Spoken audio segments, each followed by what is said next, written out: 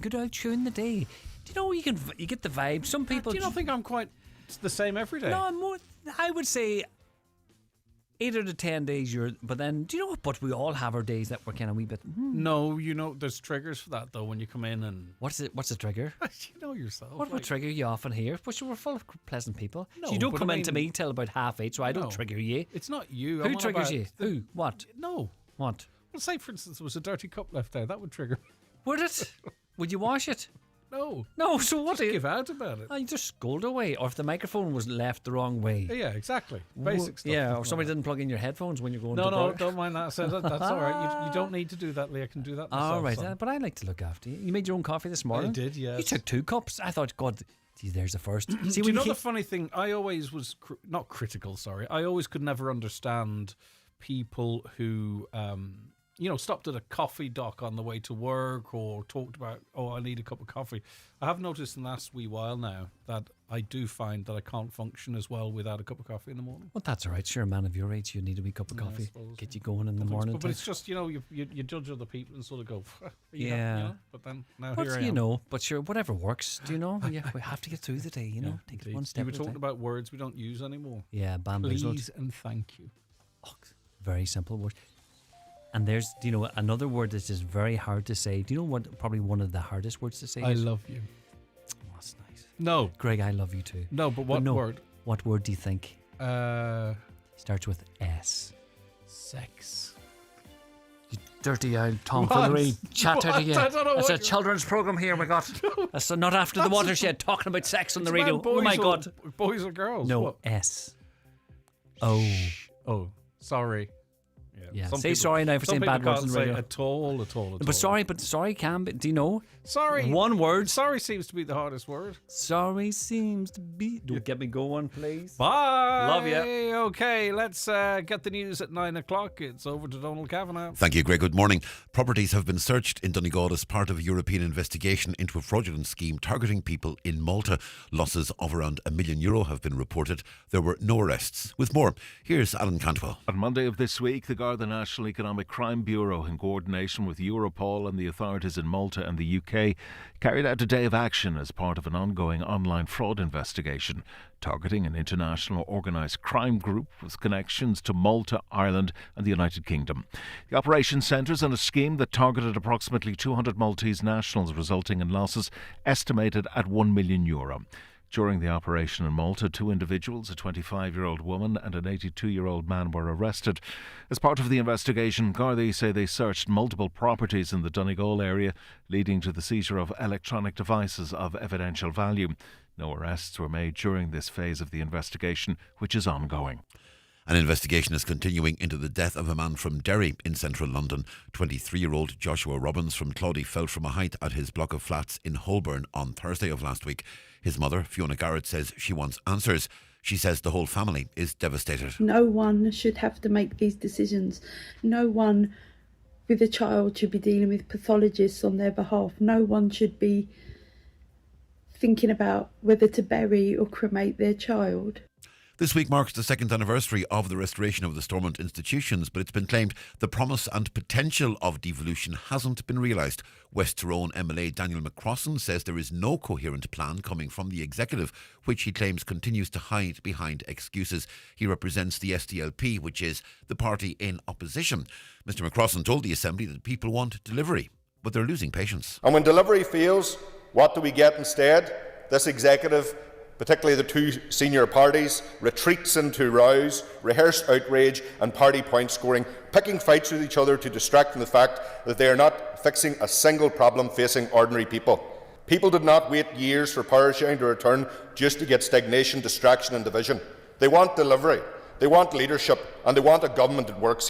€1 million has been set aside by the Breakthrough Cancer Research Group for a cross-border project aimed at improving pancreatic cancer outcomes. The announcement comes on World Cancer Day. It's hoped the funding will help improve the early detection of pancreatic cancer, leading to better survival rates. Orla Nolan, the CEO of Breakthrough Cancer Research, says this requires an all-island approach. Really what we see is that survival rates are only 15%. And so we've made massive progress in other cancers, which are in the upper 90% 5-year survival. We just haven't seen that that same change in pancreatic yet. And it is projected to be the second leading cause of cancer death by 2030. And we're also seeing a steady rise in cases in younger people. So through all can, then we're going to create the conditions for multiple people to bring all the expertise across the island of Ireland around this multi-year programme. Weather forecast mostly cloudy with outbreaks of rain and drizzle slowly clearing northward through the morning and early afternoon. Just some isolated showers following. Top temperatures today 8 to 10 degrees Celsius with mostly moderate easterly winds. And that's Highland Radio News. Back with more at 10 o'clock.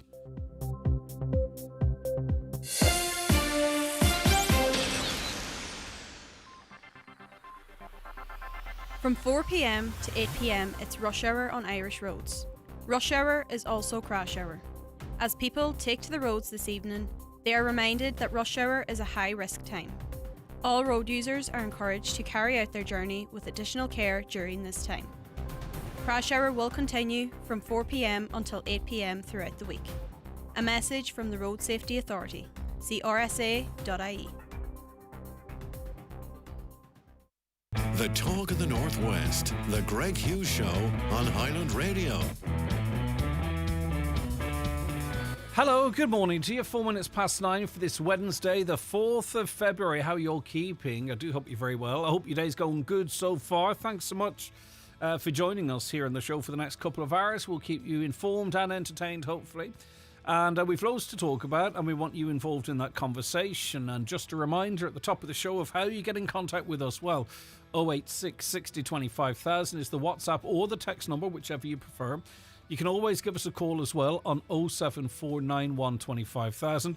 And if email is your preferred line of communication, well, comments at Highland Radio is the address for you. And that goes for you if you're listening to the podcast or indeed the overnight replay. We love your comments coming in too. Just send them in to us so we can pick them up and carry them into the next live programme. Don't forget you can watch the show today as you can every single day here. We broadcast the full 2 hours on YouTube, so you can watch it on your smart TV, your Fire Stick or your mobile devices, whatever suits you. Just search Highland Radio, Highland Radio Ireland, and we're on Facebook and on the X platform as well. Let's have a quick look at some of the papers this morning. We'll start with the Finn Valley Post. The Finn Valley Post, that's, I have that, Finn Valley Voice, I beg your pardon. Do you know when I said it? I know I had it wrong. The Finn Valley Voice. St Columba's College in Stranraer is the only school in counties Donegal, Sligo, Leitrim and Mayo to have been included in the government's $7.55 billion National Schools Investment Programme.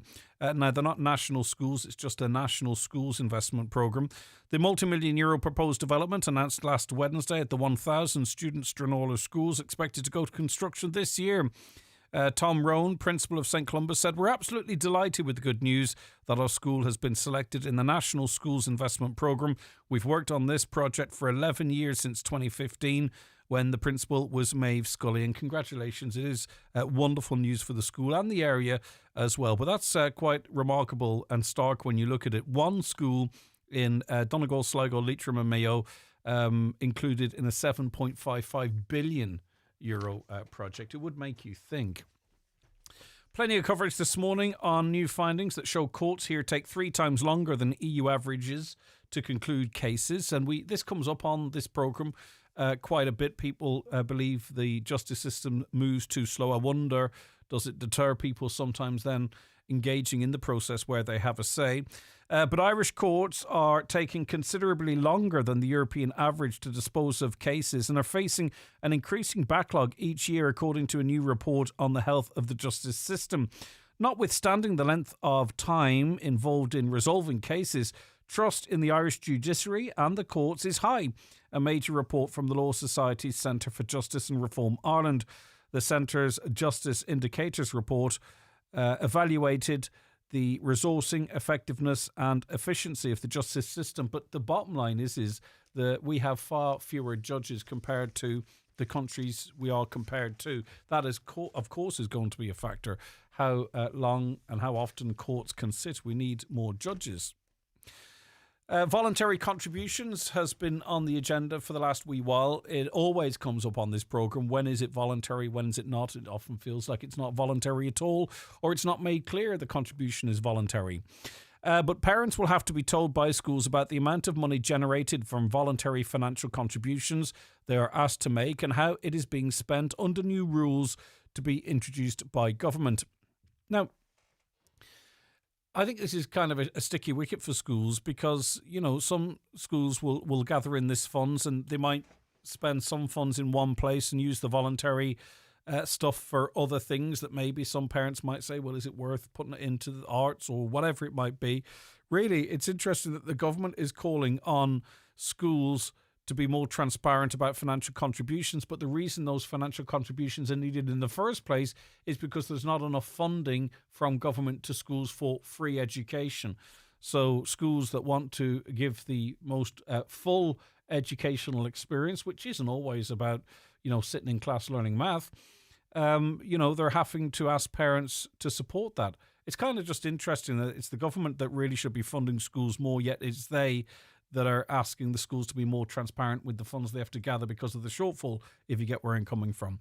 Minister for Education, Hildegard Naughton, is to put forward plans for a new statutory charter to strengthen accountability in schools.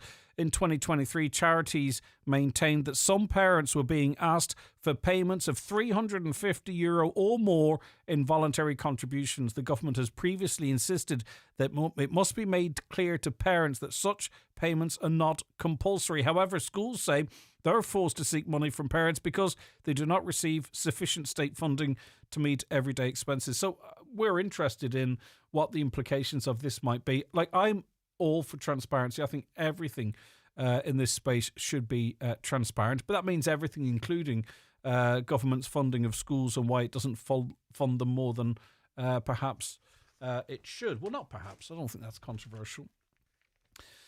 Right, on to the Irish Daily Mail. Some comments which kind of jarred me.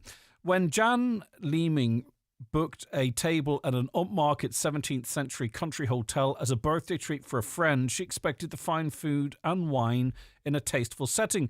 But the XTV news reader claims what she actually got was an expensive lunch spoiled by a screaming child whose parents seemed unwilling or unable to control the youngster.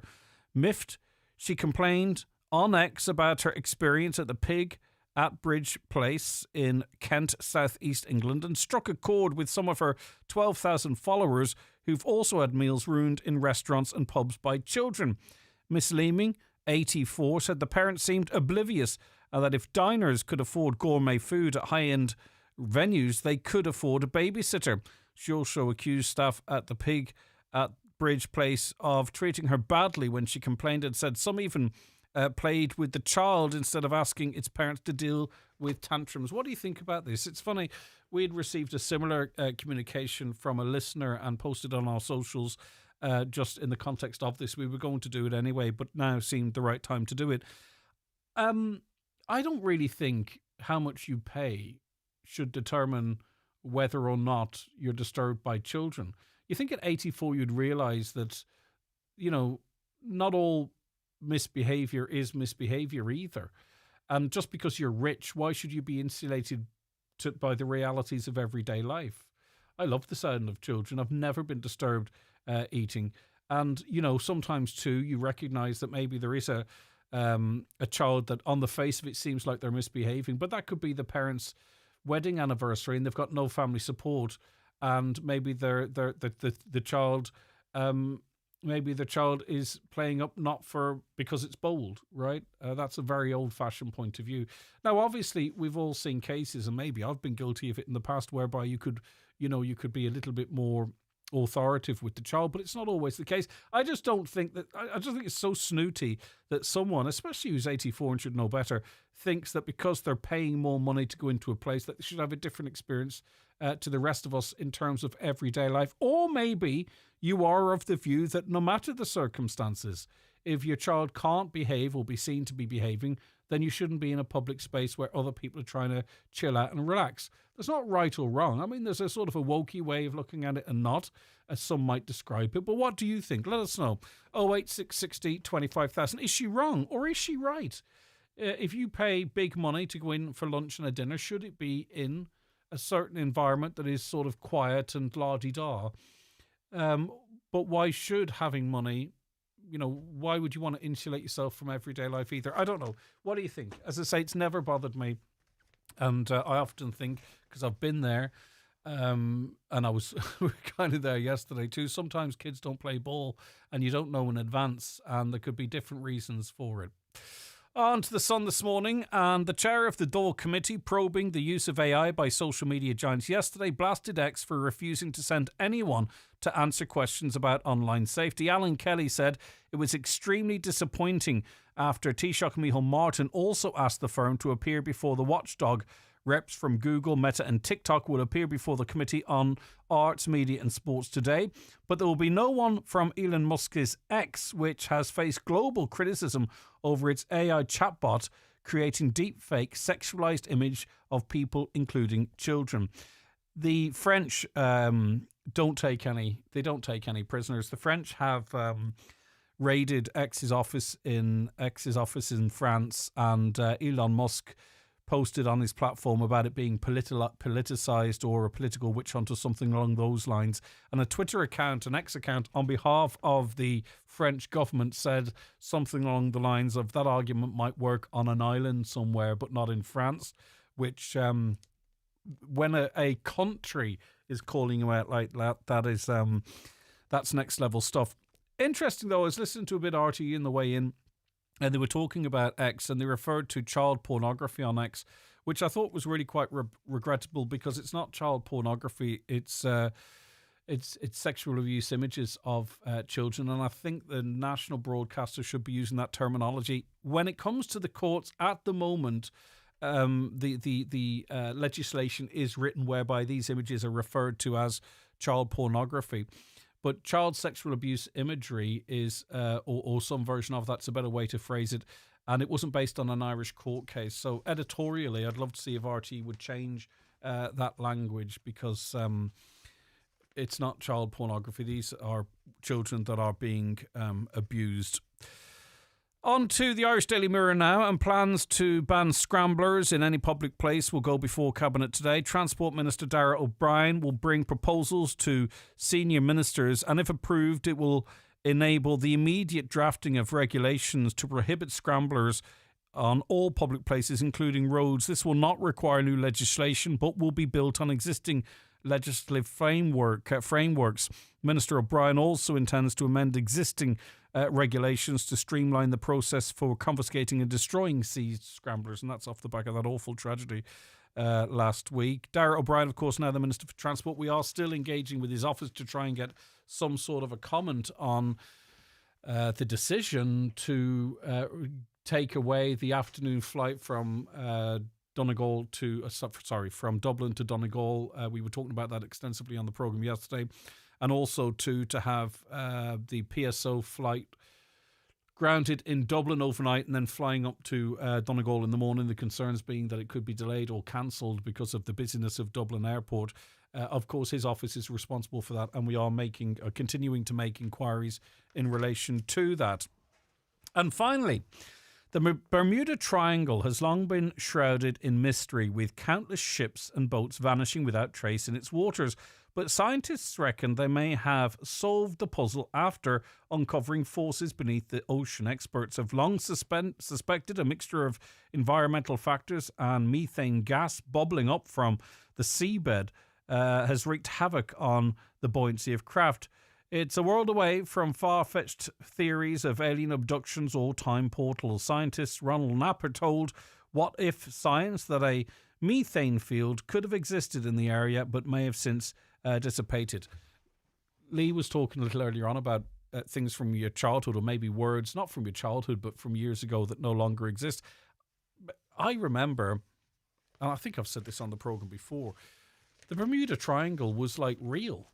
It was always talked about as if it were real when I was younger, and I believed it must exist because there were documentaries and then all of a sudden no one talked about the Bermuda Triangle anymore. It just went out of favour. I suppose it's like the Loch Ness Monster too. There used to be an awful lot of talk of that when I was younger, but that all went by the wayside as well. Maybe we're too busy thinking of other things. Right, how do you get in touch with the show? Well, here are the details. The Greg Hughes Show on Highland Radio. Text WhatsApp 086 60 25000. Call 074 91 25000 or email comments@highlandradio.com. Newspapers are kindly supplied by Cosgrove Centra, Mountaintop Letterkenny. Now with the new look Mountaintop Diner.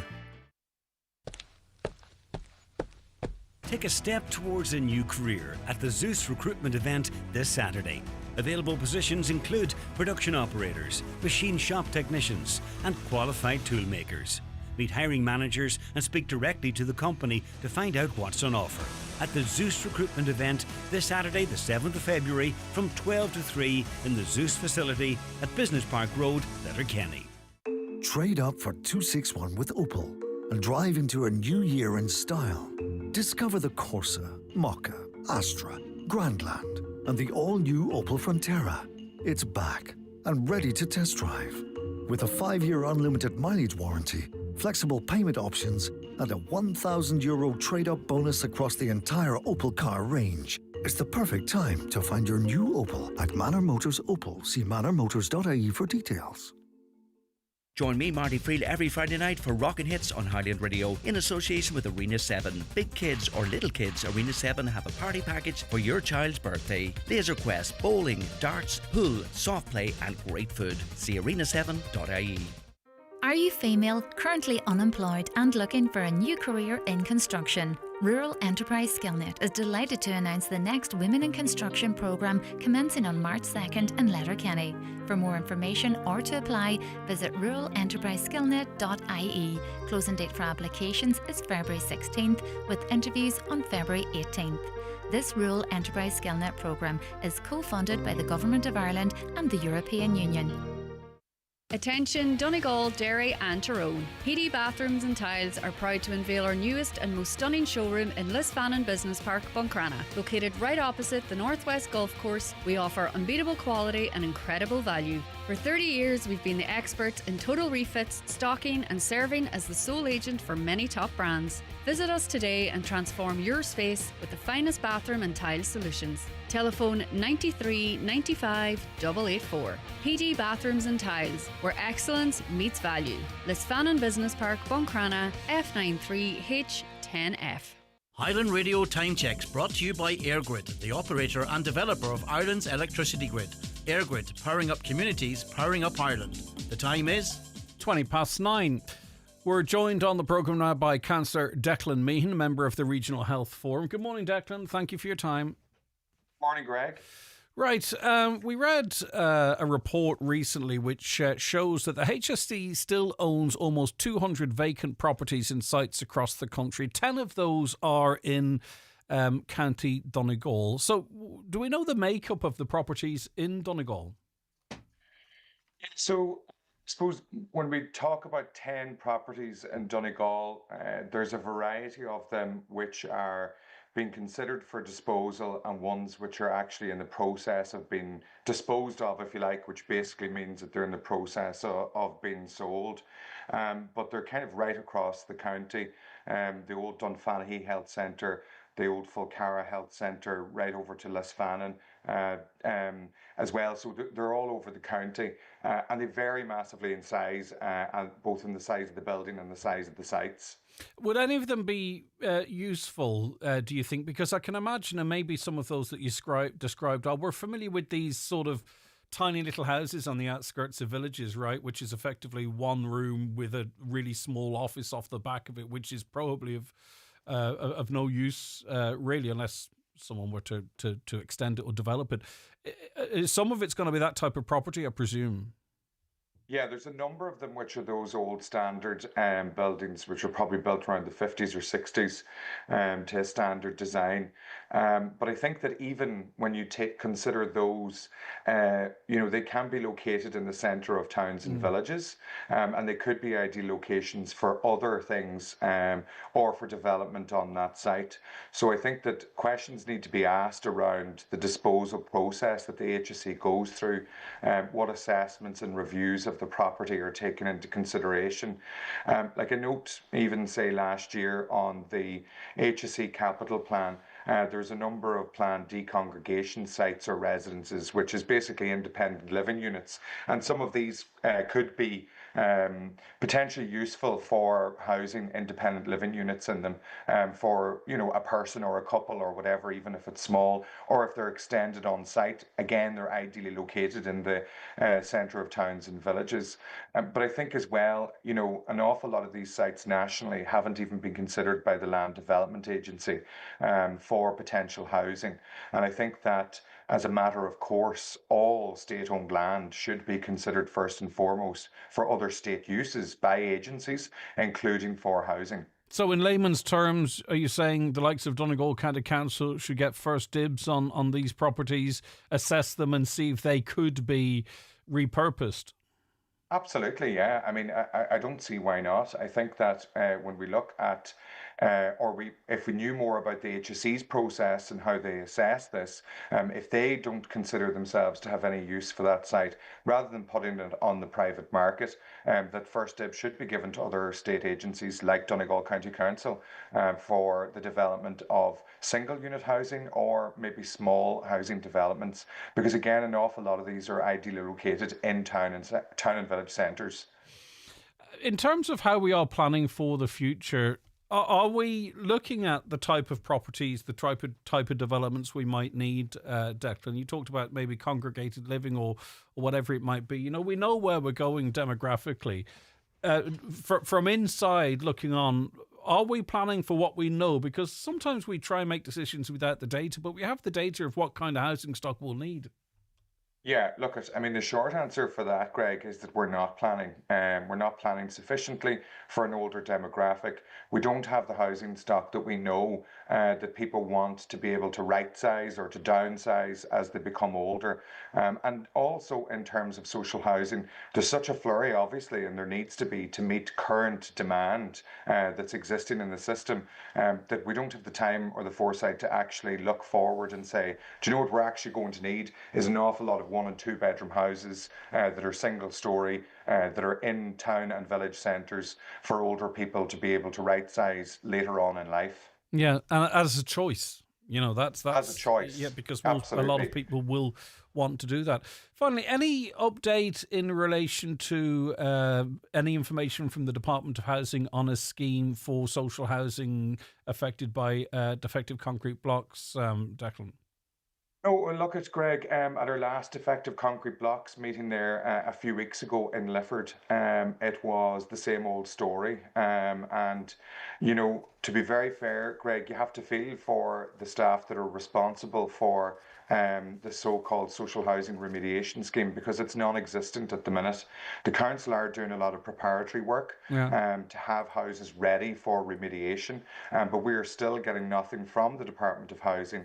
And in that last meeting, we as a committee looked for a delegation to go to Dublin to meet with the Department of Housing to press this as a standalone issue. I'm being contacted, I'm sure my colleagues are too, on a very regular basis, a number of people every single week living in really, really terrible conditions and paying for the privilege to do so in the form of rent to Donegal County Council. And the Department of Housing need to get their finger out and start delivering for these people, because it couldn't be more urgent. We're years into the private scheme at this stage. We have been told for as long as I've been on Donegal County Council now, which is over a year and a half, that the social housing remediation scheme is imminent. And imminent obviously loses all meaning when you're still waiting. But at least tell us what is the delay, what's the hold up, because the housing minister shortly after his appointment said to us imminently it's a priority.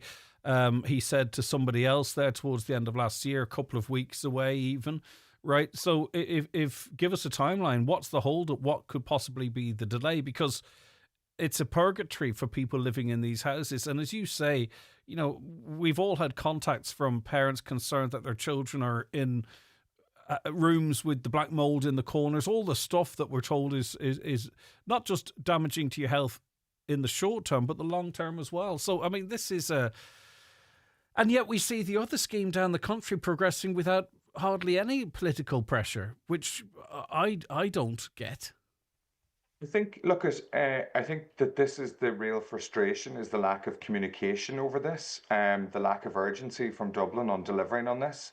And I suppose, the unfortunate thing is that none of us can be surprised about this because, it's the usual story when it comes to Donegal and lack of urgency, the government's attitude to this part of the country and our government TDs' ineffectiveness of being able to push this scheme forward.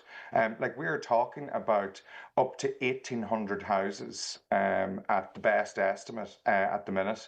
That's going to take an awful long time to remediate. We're currently seeing up to 400, 500 housing units by Donegal County Council either in progress or on site.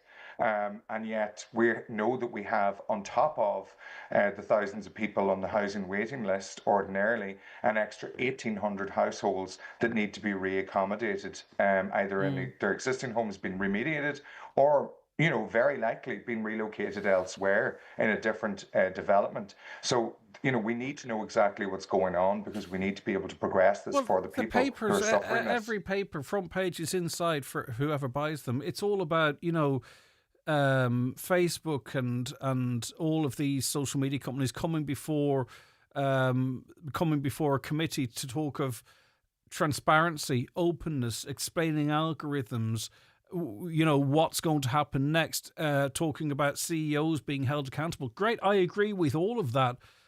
But the very same people that are seeking transparency and openness and accountability from others, they won't even tell us what's the hold up with this scheme, who's making the decision, what's the delay, who's ultimately responsible. We're always seeking an ultimate person, a person ultimately responsible in other areas, and yet, without irony, seemingly, we don't enjoy as citizens the same in this country from our government on critical matters like why is this portion of this scheme delayed? Yeah, 100%. And it's but one example of it's the most current, from this government. And we keep pushing this in terms of members of the Defective Concrete Blocks Committee and other councillors on Donegal County Council. But the reality is the Minister for Housing, as I've said a number of times since getting elected, whoever that minister is, it seems to not matter. But they need to get their finger out and deliver this scheme so that people can start to get on with their lives, because this is still going to take I over believe decades. He came in with a new brush. Something of I think he proved himself early on to be looking at this in a different way, to wanting to brief himself on it, not necessarily just to get a folder handed him by Darragh O'Brien. That's the impression I got from him. But it seems that when we get down to particular elements of this, the nitty-gritties, it's radio silence. And I don't mean that literally. All of a sudden, what seemed to be, green shoots of positivity, it just becomes what we've come to expect. Yeah, and I think that this speaks an awful lot sometimes to the inefficiencies of government and the power of the civil service in each department. But where there is a will, there is a way. And what we see here, and in particular in relation to defective concrete blocks, whether it's the private scheme and amendments being made to it, or whether it's the social housing remediation scheme, there is no will there to do that. And that's ultimately where we're left. Let's see. Okay, thank you very much indeed. That is Councillor Declan Meehan there. 086 60 25,000. That's the WhatsApp and the text number. If you're rushing around trying to get things done, why not step out of the hustle and bustle and into Charlie's in Letterkenny? Enjoy some chicken tenders, a delicious burger, an all-day breakfast, or maybe some of their famous homemade chips, all freshly cooked from a packed menu. Eat in or pick up something to go. Open Tuesday to Saturday from 12 right through to 8, and for breakfast every Friday from 9. Charlie's on the Pierce Road, Letterkenny. When the hunger hits, pull into Charlie's. Us pigeons see everything when we're flapping around up here. Well, almost everything. See, burning certain fuels releases invisible toxic pollutants, which can trigger asthma and lead to serious illness. So, if you're going to light a fire in your home, make sure to use low-smoke fuel. Oh, and never wing at burning rubbish. Choosing low-smoke fuel is better for all of us. Let's clear the air for everyone. And remember to clean chimneys and heating appliances at least once a year. Brought to you by the Government of Ireland. Start the year bright by booking an eye test at Inish Eye Care in Buncrana or Carndonna, your local family-run opticians. We can check instantly if you're eligible for a free eye test. Call us or call into one of our practices, where our friendly professional team are always happy to advise. Open Monday to Saturday. Inish Eye Care at our Draven Square, Buncrana or in Carndonna Shopping Centre. For details, see inisheyecare.ie. Hegarty's Home Interiors Buncrana, the biggest direct importer of sofas, beds, mattresses and flooring in the Northwest. Best in stock deals on selected sofas and corner sofas. Best in stock deals on gas lift beds. Best in stock on mattresses. Best in stock deals on laminate flooring, semi-solid flooring and carpets. Full fitting service on carpets and wood flooring. With a free delivery service throughout the Northwest, including all of Northern Ireland. Hegarty's Home Interiors Buncrana. Always lower prices. 261 has arrived, and there's never been a better time to order your new Kia at Heron Auto, Donegal Town. With 5 brand new Kia models arriving. With smart design, a 7-year warranty and finance starting from 0%, Kia delivers style, comfort and performance you can rely on. Visit Heron Auto, Donegal Town. Secure your 261 Kia today. Drive with confidence. Drive with Heron Auto. I know for many families, school voluntary contributions can be frustrating. But the government says parents will have to be told by schools about the amount of money generated from voluntary financial contributions they're asked to make and how it's being spent. But there is the irony here in that schools, of course, will argue that they're having to raise money from parents because of a shortfall in government funding for schools. So we'll try and square that circle with Paul Crone, Director of the National Association of Principals and Deputy Principals. Good morning to you, Paul. Thank you for your time.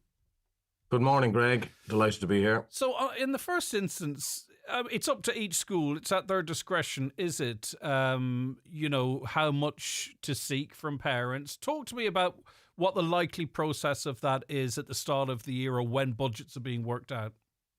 Well, a voluntary contribution is not something that is new. Schools have been charging it for a long time. But in the last, I suppose, 5 to 6 years, it's been clarified by numerous ministers that it is a voluntary contribution, and there has been a conscious effort by government to reduce the cost of schooling with the School Books Initiative to reduce the cost on parents. However, schools have been chronically underfunded over the past number of years, and we're quite unique in many ways in an Irish context in that the school is the centre of the Irish community, which is not the case in some of our European counterparts. So schools offer a curricular programme, a co-curricular programme, an extracurricular programme, and in fairness, the teachers give up their time voluntarily to do that.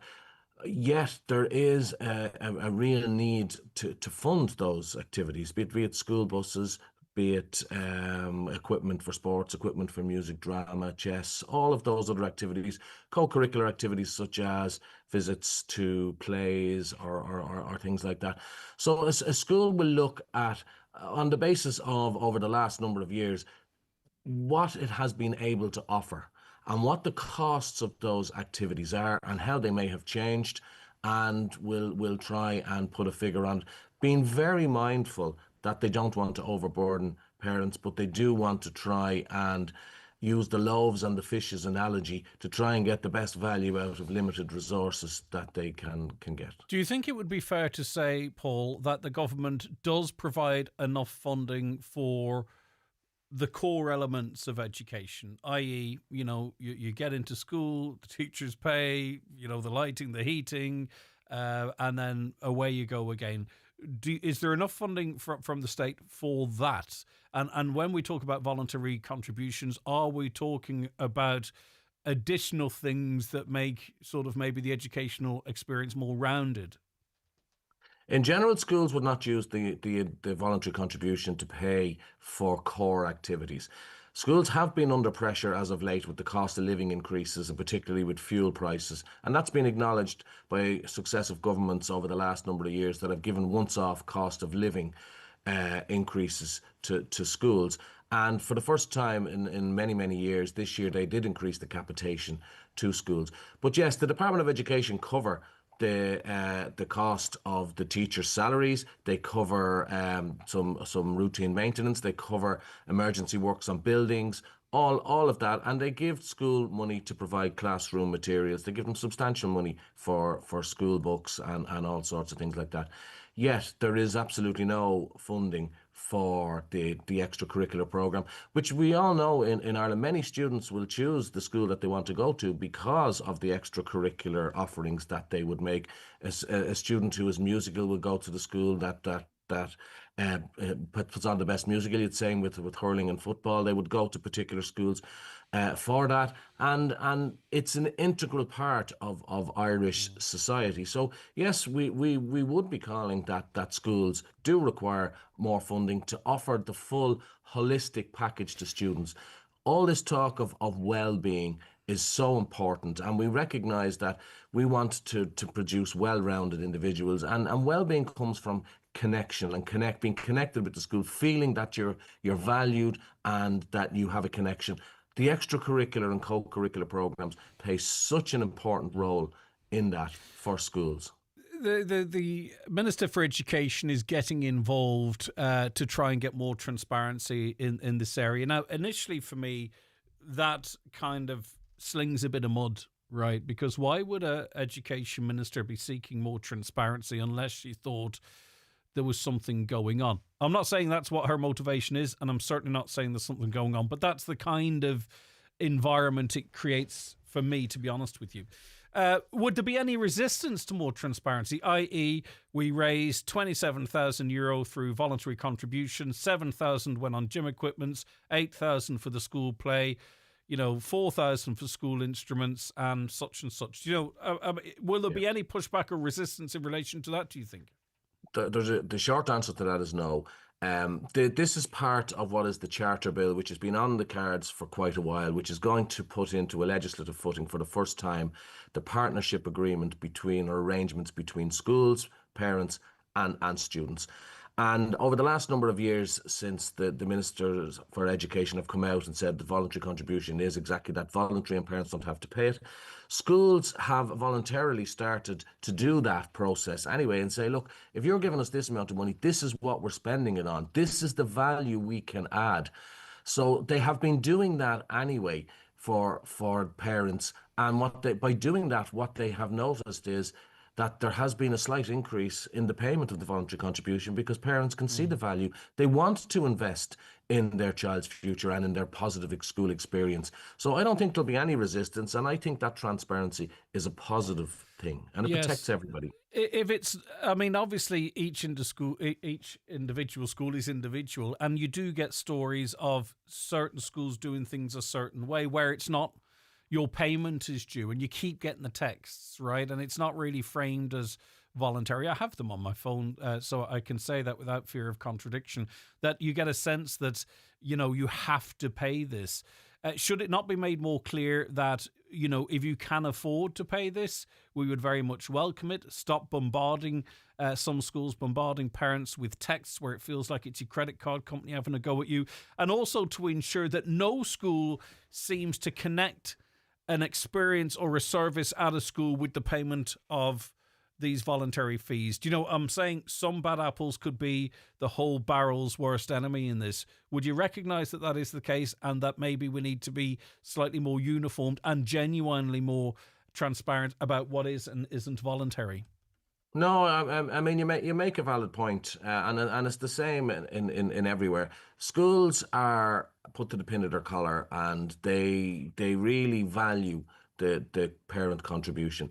And if schools are overzealous in the collection, that's not right, and it has to be the partnership arrangement that the school sees value in the parents' partnership, and the parent sees value in what they're doing, and that's the way it should be. And I think the purpose of the Charter Bill is to put that on a statutory footing and to put in procedures that will operate universally and nationally, so that nobody feels under that level of pressure. And I can understand if a parent cannot afford to pay a voluntary contribution, but they need to go up to the school and they're being pressured, but they need to go up to the school to talk about their child. We can't have them feeling reluctant that they want to go up, that they don't want to go up to the school, because that partnership needs to be cemented and it needs to be fully operational. So from that perspective, I do accept that point, and those practices need to be regularised. All right, listen, thanks, Paul. Look after yourself. That's Paul Crone, Director of the National Association of Principals and Deputy Principals. Traffic, presumably in and around Letterkenny, is certainly getting you texting this morning. Traffic in Letterkenny is mental at the minute. I left Manor at 8:20 to be at a 9:20 doctor's appointment. I'm only at Ben Sweeney's now, and I've probably missed my appointment as it's now 9:32. Oh my word. What is going on with the traffic in Letterkenny this morning? I'm 20 minutes on the dual carriageway. I timed it from the turn-off at Trimra, and now 20 minutes later, I'm only at Kelly's Garage. I'm a business owner who pays a lot in rates and just find this traffic very frustrating. Is there any real movement on getting this new bridge, or is it just all talk? Well, a little bit from column A and a little bit from column B. Fuming this morning, I live in a estate in Donegal where the contractor is finishing housing and putting in Ukrainians. I'm driving my kids to school and the bus is picking up theirs to take them to school.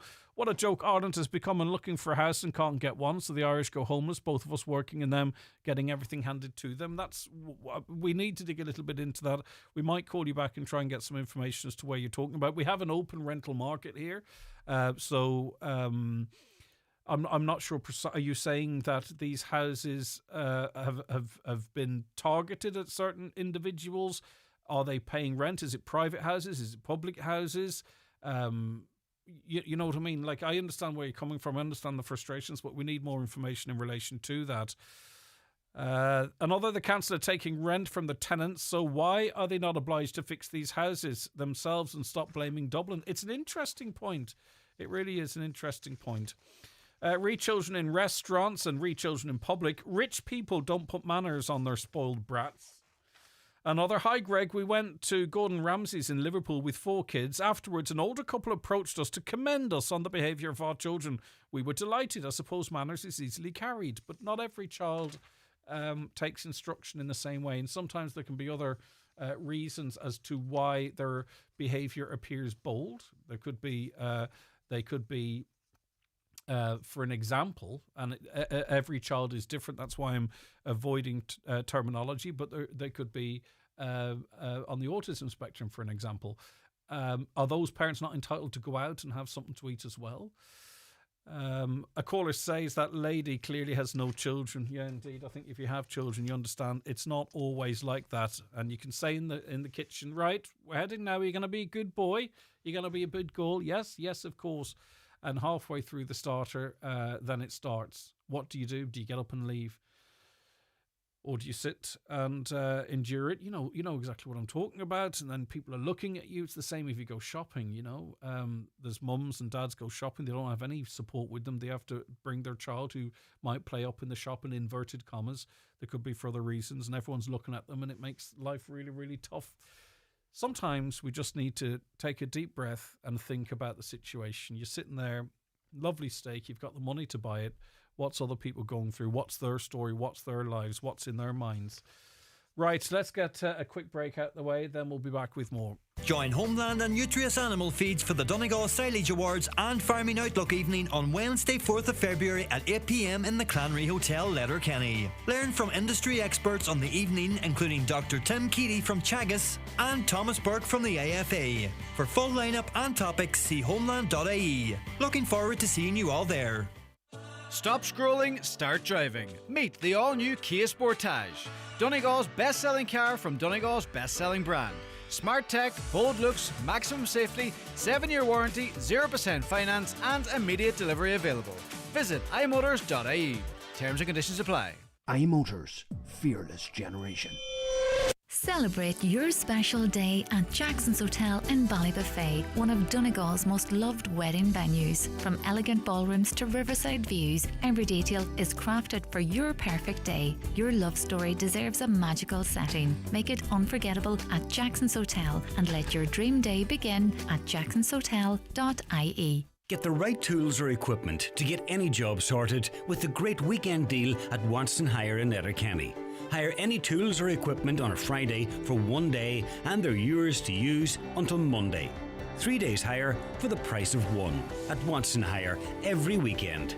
Get the job done and dusted with this great weekend hire deal at Watson Hire, Lisnain and Letterkenny. Call 916-7777 or see watsonhire.ie. Keep out the cold, cold, cold! And ring Fleming for their full range of garage doors, agri doors, insulated doors, milking parlour doors. Fleming, 91 48 234. Employers, the deadline for auto-enrolment has now passed, but your legal obligation hasn't. If you're not set up for auto-enrolment on the My Future Fund portal, you need to act now to avoid penalties. It only takes 3 steps. Complete your profile, set up a payment method, and run payroll as usual. Don't wait for a penalty notice. Complete them now at myfuturefund.ie/employer. Brought to you by the Government of Ireland. Highland Radio weather updates with McElhenney's. Looking for the perfect outfit for an upcoming event? We have new occasion wear styles arriving every week. Visit us in Ballybuffet or shop online at mcelhenneys.com. Mostly cloudy with outbreaks of rain and drizzle, slowly clearing northwards through the morning and early afternoon with just isolated showers following. Highest temperatures of 8 to 10 degrees. Adrian Gallagher is National Chair of the Irish Farmers Association Sheep Committee. Good morning to you, Adrian. Adrian, are you there? Okay, we don't seem to have Adrian there at the moment. I'll come back to him. You might just stick him through analog, if that's all right. Right, on the issue of Donegal Airport, I tried yesterday to sign the petition for the restoration of flight timetable at Carrickfinn, but I was asked for my email and then to confirm my email address. I couldn't be bothered with that, and I didn't sign it. If it was a GoFundMe page, there wouldn't be so much detail required. I deleted the email in frustration. Obviously, I don't want to judge you. I know where you're coming from, but obviously it's not that big a deal to you because you would just have to have clicked the link in the email. Right.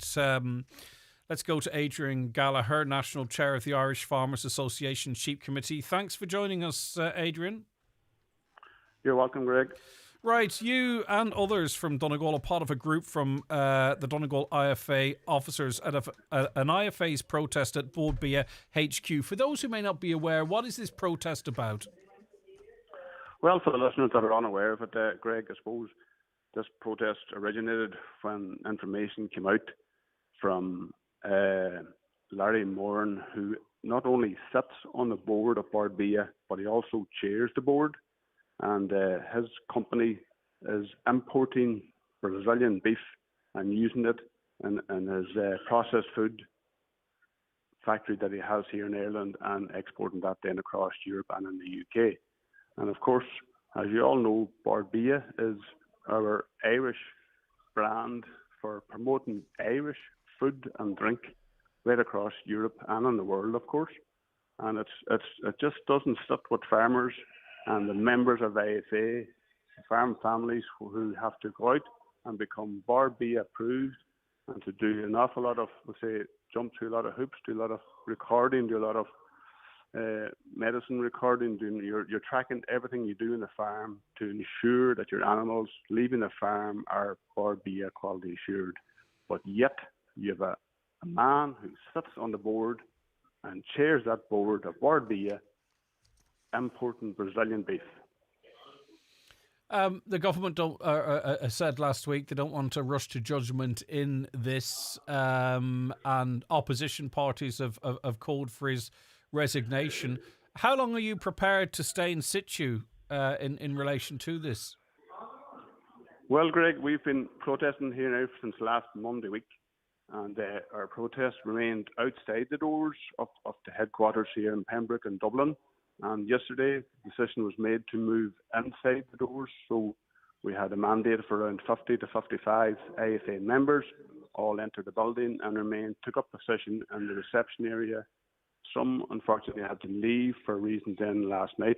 But there was 15 IFA members remained in the lobby and stayed the night in the lobby. And we are currently locked in the lobby.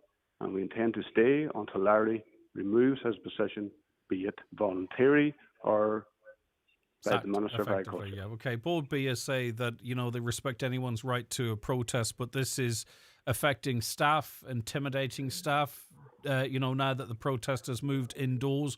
What do you say to accusations like that? Well, those accusations are completely untrue because we're sitting in the lobby area. As you know, as any business or anything, nothing happens in the lobby area. All business happens upstairs in the offices. We haven't intimidated any staff. We've worked with the receptionist to use the facilities, and they've been working with us as well. So no, I would have to say that there's been no intimidation by any member of ADs. Is it fair to judge Mr. Moran on the activities of his company compared to his role as the head of Bord Bia? The government said that he has overseen record exports of Irish agri-food products in recent years. So in terms of his role at Bord Bia, the government say he's doing a superb job, record-breaking job. Well, I wouldn't agree with that, not for 1 minute, Craig. Look, this guy is importing Brazilian beef. We produce enough beef in Ireland, so much so that we export 85 to 90% of it. There's absolutely no need for Larry to go and import any Brazilian beef to add to his products that he sells throughout Europe, presumably so under the logo of Bord Bia. It is kind of a strange one. If your job is to promote Irish produce, but you choose, even in a country that produces far more beef than it actually consumes, like by a ratio of 8 to 2 or 8.5 to 1.5, to then import a controversial product to process that in Ireland. If I were a person in France, I would say, well, your beef can't be that good. You're telling us that it's fantastic, but you're choosing this South American beef yourself. So I suppose the optics of it aren't fantastic. Yeah, exactly, Greg. I think you've summed it up very well. And as you know, as you probably have known, your listeners are probably have known, you've heard it on the media and in the Farmers Journal, where AFA and the Farmers Journal have taken a trip to Brazil, and they have confirmed the use of hormones and growth promoters in the beef farms over there. So there has been traces of these hormones appearing in their exports. So we have absolutely zero confidence in the quality of the beef that's being exported from Brazil into the EU here. So absolutely, Greg, it just doesn't sit, and hence why we're here, and we're here to stay. That was going to be my final question. Are you literally going to stay there until such time as you get what you want, that you get the chair of Bord Bia either to relinquish his post or to be relieved of it? Both is very simple answer there, Greg, is yes, we are. All right, okay. Right, yep. Thanks, Adrian. Look after yourself. Adrian Gallagher, National Chair of the Irish Farmers Association Sheep Committee from Donegal, and is, as we speak and as we spoke, in the offices or in the reception of Bord Bia, and they've made their demands pretty clear there. A texter says it's a bit rich for the Dáil Committee giving out about Elon Musk not sending a representative to answer questions when Pascal Donoghue refused to appear to answer questions about 10 million he handed to the World Bank to secure a big job. Well, people are extrapolating as to that it helped him in getting that job. And I have to say that because we are covered by rules and regs. Oh, yeah, the thing is, I get exactly where you're coming from. And unfortunately, there's always a counter argument.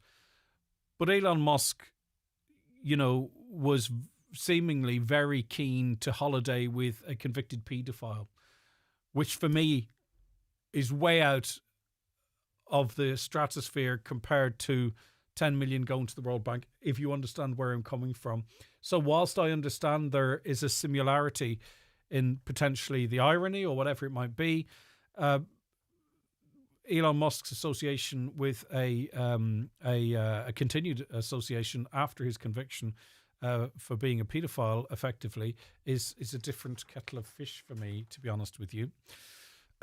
Just to let you know, our next Greg Hughes podcast, the sister podcast, this show is live for you on Friday. There's a bank of them there for you already. Real people, real stories, and some stuff from the archives as well from my time at Northwest Radio and presenting a program called Be My Guest. There'll be more of that down the line. But don't forget to check out our website here at Highland, or to check out Spotify or iTunes to stay up to date with when those podcasts are released. But But I'll give you a tip. It's 11 o'clock on Fridays.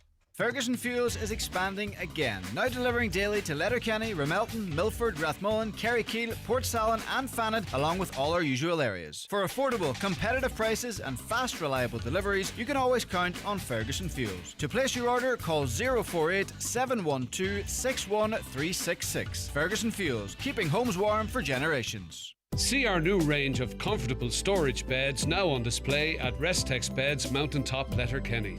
Combine luxury and comfort with clever hidden storage and free delivery and assembly on all our products.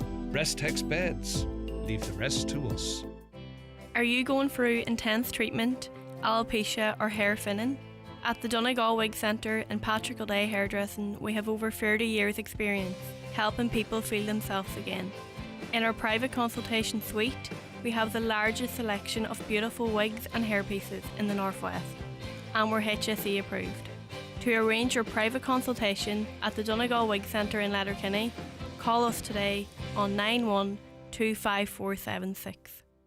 Genesis Clinic Gudor, introducing Purasomes and Secret RF Microneedling, an advanced skin treatment that combines radiofrequency energy with microneedling to lift and tighten jowls and neck, minimise wrinkles and scars, and improve tone, texture, pigmentation and redness. Also offering PDO thread lifts, dermal fillers, skin boosters and laser treatments for hair, rosacea, acne, ageing and all skin conditions. Contact Mary Ferry, your aesthetic practitioner at Genesis Clinic Gudor, 07495 32575. Who's watching your home while you're asleep, at work, or on holiday? With the Sheridan Security Alarm System, you can be assured of round-the-clock monitoring. Our central monitoring station is on duty 24 hours a day, 365 days a year, monitoring homes and businesses in the Northwest for intruder, fire, panic, and medical signals, giving you the peace of mind you deserve. Sheridan Security Systems, Bonagee, Letterkenny, protecting what you value most. Call us for a free quotation on 91-26025.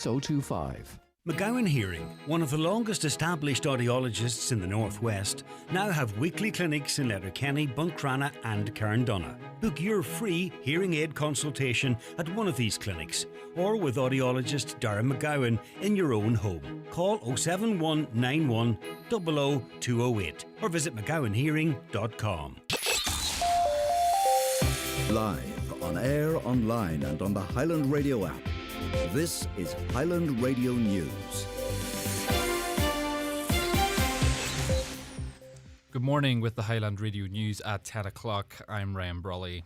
Multiple properties in Donegal have been searched during a Gardaí Day of Action to target an organised crime group with connections to Ireland, Malta and the UK. It is part of an online fraud investigation into 200 Maltese nationals, resulting in losses of around €1 million. No arrests have been made here. Alan Cantwell reports. On Monday of this week, the Garda National Economic Crime Bureau, in coordination with Europol and the authorities in Malta and the UK, carried out a day of action as part of an ongoing online fraud investigation targeting an international organised crime group with connections to Malta, Ireland and the United Kingdom. The operation centres on a scheme that targeted approximately 200 Maltese nationals, resulting in losses estimated at €1 million. During the operation in Malta, two individuals, a 25-year-old woman and an 82-year-old man, were arrested. As part of the investigation, Gardaí say they searched multiple properties in the Donegal area, leading to the seizure of electronic devices of evidential value. No arrests were made during this phase of the investigation, which is ongoing. Investigations are underway after the death of a man from Derry in central London. Joshua Robbins, who was from Claudy, fell from a height at a block of flats in Holborn last Thursday. His mother, Fiona Garrett, says she wants answers and the whole family is devastated. No one should have to make these decisions.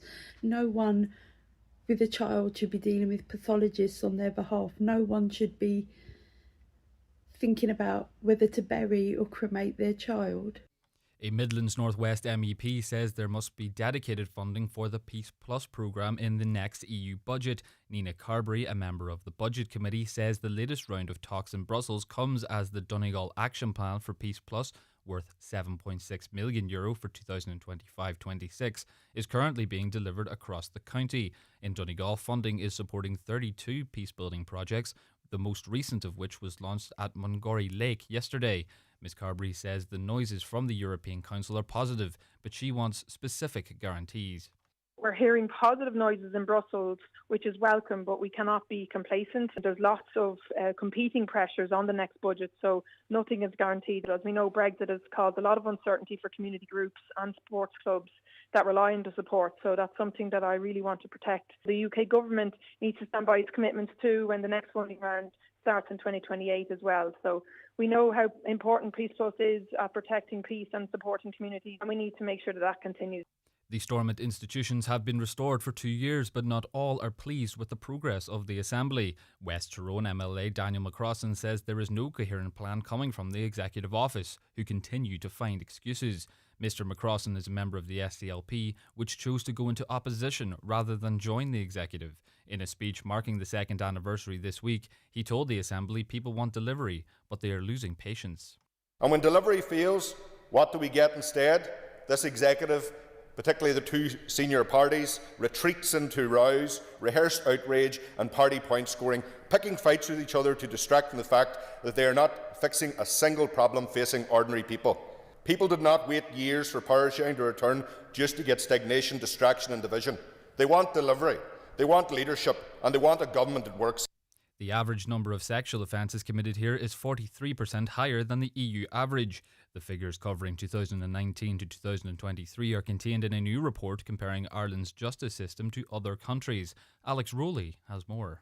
Public trust in courts here is 27% higher than the OECD average. Meanwhile, proceedings take 3 times longer than the Council of Europe average. Spending on courts is 25% less than our European counterparts, while the number of Gardaí fell over the period studied from 14,307 in 2019 to 14,191 in 2024. That's despite a large growth in population. The policing budget has increased every year by about 45% in total. That's 28% higher than the EU average in 2023. Ireland reported lower rates of intentional homicide than EU counterparts, despite an increase over the 5-year period. Well, there was an average of 57 sexual offences per 100,000 people annually here, 43% higher than other EU countries. And the weather mostly cloudy with outbreaks of rain and drizzle, slowly clearing northwards through the morning and early afternoon, with just isolated showers following. Highest temperatures of 8 to 10 degrees. That's all from the newsroom for now. We'll be back again with headlines at 11 o'clock.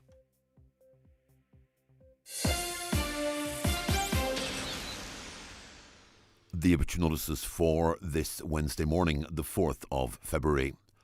The death has taken place of Adam Patrick McDonnell, aged 14, 2 Manor Court, Convoy. Family and friends are welcome to call to his home today from 1 p.m. to 9 p.m.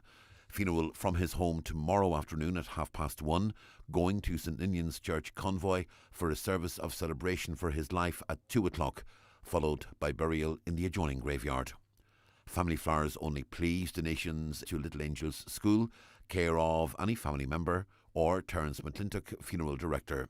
Family time, please, before the funeral tomorrow. His parents have asked that anyone attending Adam's funeral tomorrow wear bright colours. The death has occurred of Tina Gallagher, née Doran, Gortnaskee, Burnfoot, formerly of Newton Cunningham. Tina's remains will repose at her home from 12 noon today.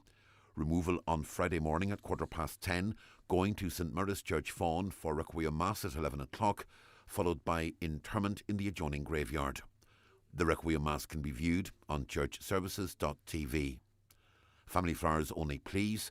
Donations in lieu if desired to St James's Hospital ENT Department, Dublin, care of any family member or Sean Murphy, funeral director. The death has taken place of Anna Patton, née Gallagher, 13 Laurel Drive, Strabane, reposing at her home. Funeral from there tomorrow morning at 9:25 for Requiem Mass in St Mary's Church, Melmount at 10 o'clock. Interment afterwards in the adjoining cemetery. Family time, please, from 10 o'clock tonight and before the funeral tomorrow. The Requiem Mass can be viewed live via the parish webcam. The death has taken place of Monica McTighe, née Connolly, 5 Ingleside Heights, Strabane, reposing at her home. Funeral from there tomorrow morning at 9:25 for Requiem Mass in the Church of the Immaculate Conception, Strabane at 10 o'clock. Interment afterwards in Strabane Cemetery. Donations in lieu of flowers, please, to the Foyle Hospice, care of Quigley Funeral Directors. Family time, please, from 10 o'clock tonight and before the funeral tomorrow. The Requiem Mass can be viewed live via the parish webcam. And the death has occurred of Nolene Brennan, Naima Cole, Hillhead, Ardra. Requiem Mass at 12 noon today in the Church of the Holy Family, Ardra, followed by burial in the adjoining cemetery. The funeral mass can be viewed on MCN Media. For family information and more details regarding wakes and funerals, please go to highlandradio.com.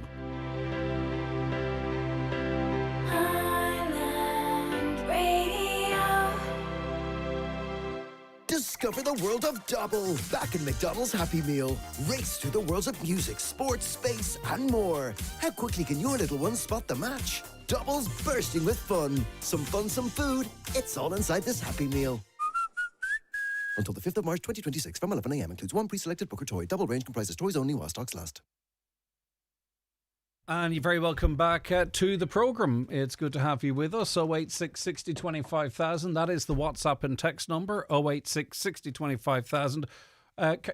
Shannon, that's literally the exact time I needed you to listen to that, if that's okay. 086 60 25,000 or give us a call on 074 91 25,000. Let me see. Dear Highland Radio, my mummy has helped me to write this and email it to you. I wonder if you could read out this very special message on air for my granny, who will be celebrating her 80th birthday. My granny is called Anne Houston, and she's from Cleandra, Dunlow, in the beautiful county of Donegal. My granny Anne is simply the best.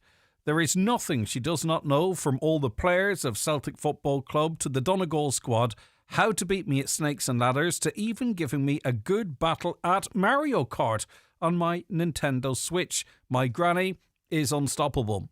My granny Anne has a class Glaswegian accent, and this makes her jokes, songs and stories about long ago even funnier, especially when she tells me funny stories about my daddy Connell. When you read this special message to my granny Anne today, she will have a big smile, and this will make her day. Tell her I love her forever and hope she has the best day. Love from her boy, Frank Houston, Strabane, aged 7 years. Love you, Granny Cleandra. Aw, isn't that nice? Well done. What a lovely note to get. And a big, big happy birthday to you. On the issue of schools, when I was part of the Voluntary Parents Association and we voluntarily gave this information to parents, when parents realised only a small number paid, the following year we had less than 50 of the 170 kids paying. It was detrimental for the school. I would totally be against this. Yes, publish the spending, but not the amount collected. But the problem with that is, you see, that is, and I'm not saying anyone's being deceptive, but that kind of is a form of deception, because you're relying on all parents believing that the other parent is, the other parents are paying and then they pay. And, you know, you could have families that are really quite hard pressed and you don't know what they're sacrificing to pay. So I get exactly where you're coming from. And I know what you're saying is not in any way to try and scam parents, but we have to also think of the impact sort of that level of secrecy might actually have. On the issue of Donegal Airport, I also saw the Donegal flight petition yesterday and I shared it and went to sign the petition and was told to go to my email to make sure that my signature would be visible. I did that and I was asked to pay €5. It said if you pay €5 that this would guarantee another 125 people to sign the petition. So I thought this was a part of what my friend shared on Facebook. So I paid the €5, right? I think it's possible that maybe that petition has been set up on a platform, not necessarily fantastic, but we shall see. Right, we're joined on the programme now by Dr. Ray Bassett. He's a former senior Irish diplomat who held the position of Irish Ambassador to Canada, Jamaica and the Bahamas. Good morning to you. Thank you so much for joining us, Ray. Thank you very much, Greg, and good morning to you. You spent most of your career working for the Irish government and a lot to do with the Northern Irish Troubles and conflict resolution, and in fact played a role in those historic negotiations in the late 90s. Yes, I was probably the longest serving Irish government official working on issues relating to Northern Ireland, and almost 20 years And a lot of that time was spent actually based in Belfast. And I was part of the Irish government delegation at the Good Friday Agreement talks. Yeah, another person involved at that time was Senator George Mitchell, and recently he's been found to be amongst those named in the Epstein files, and things have moved really quite quickly after this revelation. What has been your reaction to this news? Well, I think it's very difficult, particularly on this side of the Atlantic, to resist the kind of hue and cry at the moment, because quite clearly some of the material that's coming out from the Epstein files are very, very bad, and it really casts a very poor light on how society is organized. So if you get in the way of it, it's quite a difficult place to be. But there are, I mean, with George Mitchell, there seems to be, certainly on the face of it, a conflict of evidence between what he was saying and what is coming out of the files. And if you're caught in that situation, even if you're totally innocent, it's a very difficult place to be in. I think people are essentially being cautious because too many people in the past maybe didn't act quickly. Was there anything about your interactions with George Mitchell that gave you pause for thought or cause for concern? No, George Mitchell was always a very courteous person. His role in the Good Friday talks is often misunderstood. He was very much a figurehead, and he didn't get into the kind of, negotiations over how many departments will be at Stormont or what the new anti-discrimination legislation is. That George managed to keep on good standing with everybody by essentially acting more as a referee than an actual participant. And it was a huge tribute to him that at the end of the talks, no party on any side had any great difficulty with George. And I think he did that. It was partly because of his experience as a judge, and also because he had been in the chair of companies and that. So he didn't tend to ever develop a partisan view or a very detailed view of any proposal. And by just holding the ring was his job. And I think he did that very, very well. And I think we all owe a great debt of gratitude to George Mitchell. But unfortunately, if you associate with a convicted paedophile, not unfortunately, but unfortunately for him, these are the consequences of it. And post 2008, anyone who was dealing with Jeffrey Epstein had to be of the knowledge that they were communicating or in contact with a convicted paedophile. That's true. And the fact that Mitchell said that he didn't have any contact at all, and there is certainly a big question mark over that. And of course there is the most damning thing of all in the case of George Mitchell is Virginia Giuffre's accusations. And Virginia Giuffre's accusations, which weren't taken seriously at the start, a lot of them have come true. So it is a very difficult place for George Mitchell. Certainly the case against him hasn't been proven, but at the same time, he has appeared to consort with people who it would have been an awful lot better for him not to be involved with. You also would have known Peter Mandelson, and his fall has been really slow and really quick at the same time as these files have been released. He's losing his peerage. He's left the Labour Party and now is the subject of a criminal investigation. Again, another person who stated they had links tenuous enough and have been proven to have not given correct information and are paying the consequences. Well, I'd have sympathy for George Mitchell. I'm afraid it doesn't extend to Peter Mandelson. And Peter Mandelson was a very difficult individual that we dealt with during our period of time there. He was very vain, and he was the type of person who sat back looking at his own handiwork and assumed that he was by far and away the smartest guy in the room. And we had developed very good relations with the new Blair administration, whether it was Mo Molan, whether it was Murphy, or whether it was John Reid. And Mandelson was a completely different kettle of fish. He was much more like his Tory predecessors and had a kind of a haughty view of it, and didn't really if he didn't rate somebody, he wouldn't bother engaging in conversation. He had a particular dislike of the loyalists, and the loyalists had a particular dislike of him. He came with the idea that he was going to essentially revive his political career by being a star in Belfast. It wasn't about the actual substance. He was going to be different than the others, and he was going to essentially plough a different path than Mo Mowlam. And in doing that, he managed to alienate everybody in his attempt to court favour with the Ulster Unionists, who had fallen out of favour with Mo Mowlam. But by the end of his time in Belfast, even David Trimble had very little time for him. So he managed to alienate everybody across the political spectrum. So to the point whereby he almost undid the peace process. He did, because he decided to unpick the Patent Commission. Patent Commission is now a standard document. When I was the ambassador in Canada, people from the Mounties used to come to me regularly who were applying for senior positions in Canada, would ask me for a copy of the Patent Commission report. It's a standard text now in policing. And he decided essentially to unpick it and pick it in a whole series of areas. The whole point of the Patent Commission was to make the new policing arrangements acceptable to all sides of the community.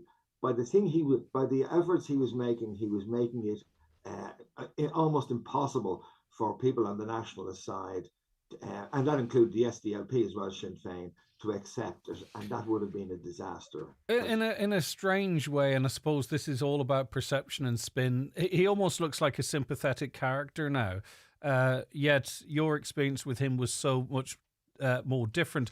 But he obviously knows the right people, because very recently appointed as ambassador to the United States, serious question marks now about the level of vetting of him and resistance from the Labour Party actually to divulge all of that information.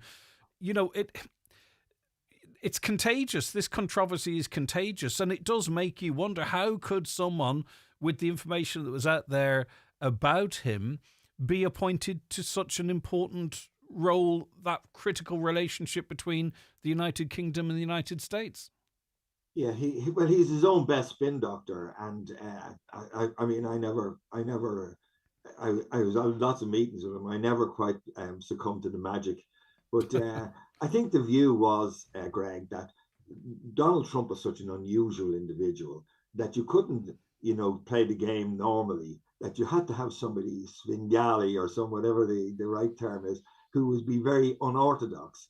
And personally, I was absolutely gobsmacked having sat opposite him, and also, to know his background with the Jeffrey Robinson case, his lobbying on passports and things like that. I think they just sort of said, we need some magic here in Washington, and to be very unorthodox. And they took a wild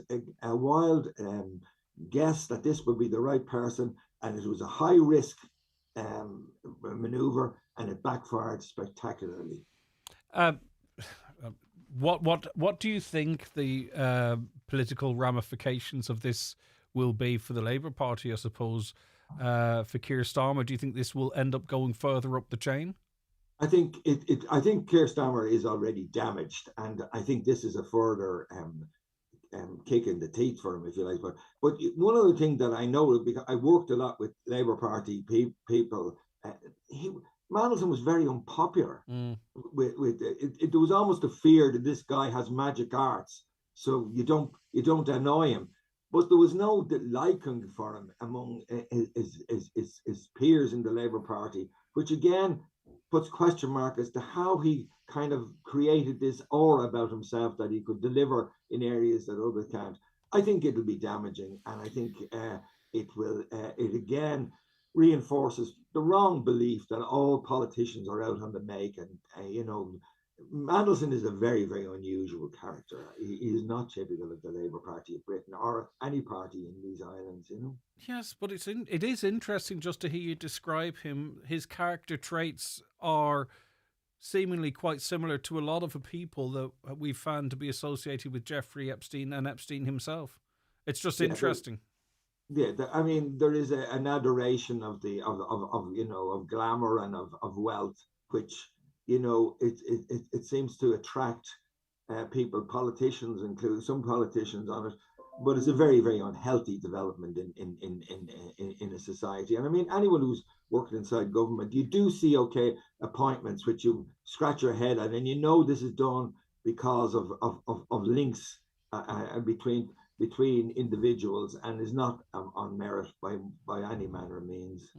Okay, listen, thank you very much indeed for your Greg, insight and your much. expertise. Look after yourself. That is Dr. Ray Bassett. He's a former senior Irish diplomat who held the position of Irish ambassador to Canada, Jamaica and the Bahamas.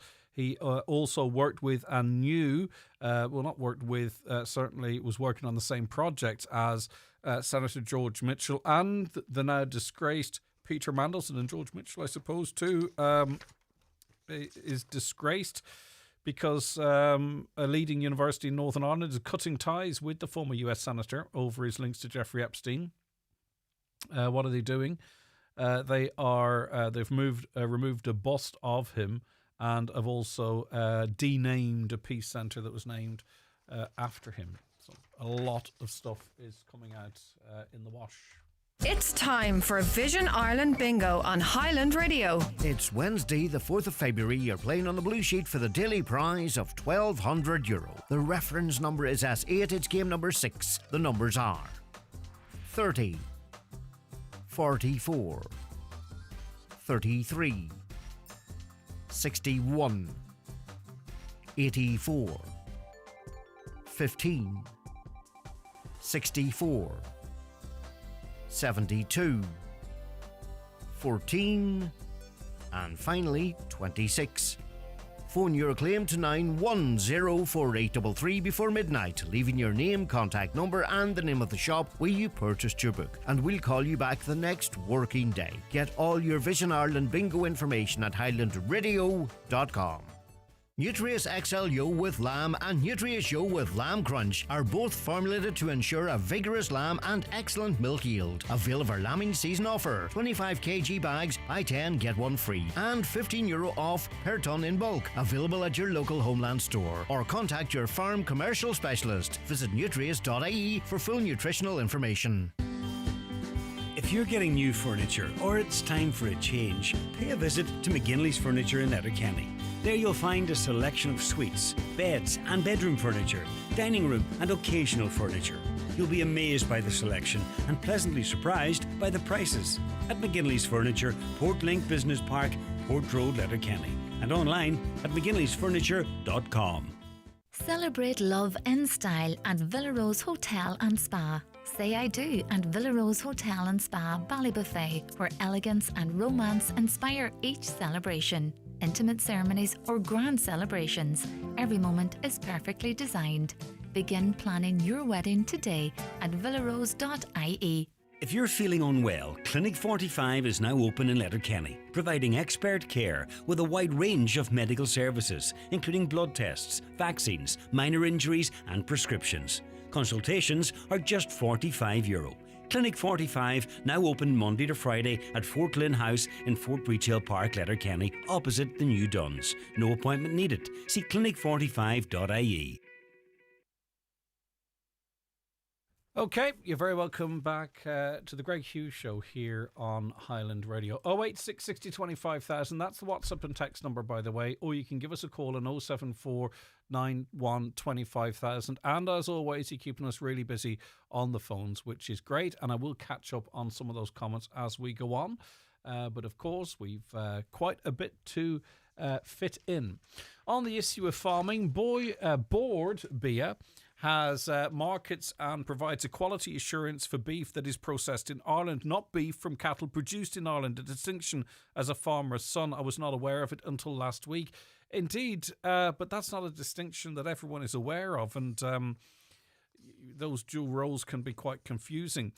Another, processing foreign beef and putting an Irish Bord Bia sticker on it makes a mockery of the Bord Bia guarantee. The pressure has to be maintained until the government takes responsibility, or else tell us why Larry Moran had more control than the Department of Agriculture. We're joined on the programme now by Suzanne Scott, barrister and the head of research at the Centre of Justice and Law Reform. Suzanne, thank you so much for your time today. Good morning, Greg. Thanks for having me. I suppose different outlets are taking different headlines from this report. So maybe I might ask you, what do you feel is the most notable thing to come from this report? Is it how slow the wheels of justice turn? Is it how we see more crime in this jurisdiction than others? Yes, thanks, Greg. The first thing to say, I suppose, about the paper is that this is the first publication by the Centre for Justice and Law Reform, which is a research centre newly established by the Law Society of Ireland, and its purpose is to conduct research and make recommendations to improve the justice system and shape law reform to better serve the public interest. So this is the Justice Indicators paper is our first publication, and the purpose is to provide evidence for evidence-based policymaking in the justice system. So what I would see in that regard as the biggest finding is the lack of data that we actually have. And that might sound strange because we've pulled together data from 101 sources, I think it was, nationally and internationally, and brought them together across the 4 pillars of the justice system, that being trust, policing, the courts and prisons. But actually, one of our key findings is that we need more data. Where are the gaps in the Irish data compared to our counterparts? Well, for example, in relation to how long it takes for the courts to process a case, our findings show that on average we're 3 times longer than our EU counterparts. But actually, and we've made it very clear in the research, that there's major data gaps in Ireland in relation to the length of proceedings. So, for example, we don't have any data on how long civil matters take in the district or circuit courts since 2020. So that's a basic data gap that we just don't know. And we've made that very clear in the research, that our best calculation is that the proceedings take 3 times as long. But we're calling on the court service to publish data, key data that are missing. Another big data gap in relation to the courts is the extent of the case backlog. So that's cases that have been in the system for a year or longer. And we just don't know how many cases that is or how long those cases have been in the system. And that's another big data gap as well. In relation to the sexual offences detection rate, again, our data show that our detection rate is quite low. However, one of the key recommendations we've made is that in the context of the reporting of historical crimes, there's evidential difficulties to overcome when incidents are reported later. And therefore, we've asked for the detection rates to be disaggregated or separated so that we can see, as there has been a lot of resources put into the courts in relation to the investigation of sexual offences, have improvements actually been made, or are the low detection rates reflective of the high proportion of historical incidents reported? Yeah, just the headline on the coverage of all of this from RTE is a new report comparing Ireland's justice system to other countries has shown the average number of sexual offences committed here between 2019 and 2023 was 43% higher than the EU average. So in that data, how do we know that this is a greater number of crimes committed versus a greater detection of crimes, right? So we could be comparing a police force in the Republic that's very active and very good at securing, convictions or investigating sexual offences.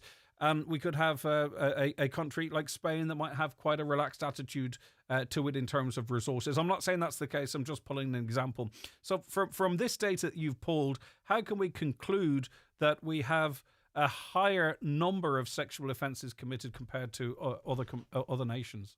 So those data are actually, it's separate from detection. So those are the number of incidents that are reported to An Garda Síochána, and then they are published by the Centre. Yeah, but how do we know that because of all the awareness, because of all of the campaigning and the great work from advocacy groups, rape crisis networks, how do we know that we don't have better reporting as opposed to a greater incident? Because this is the way this is framed, okay?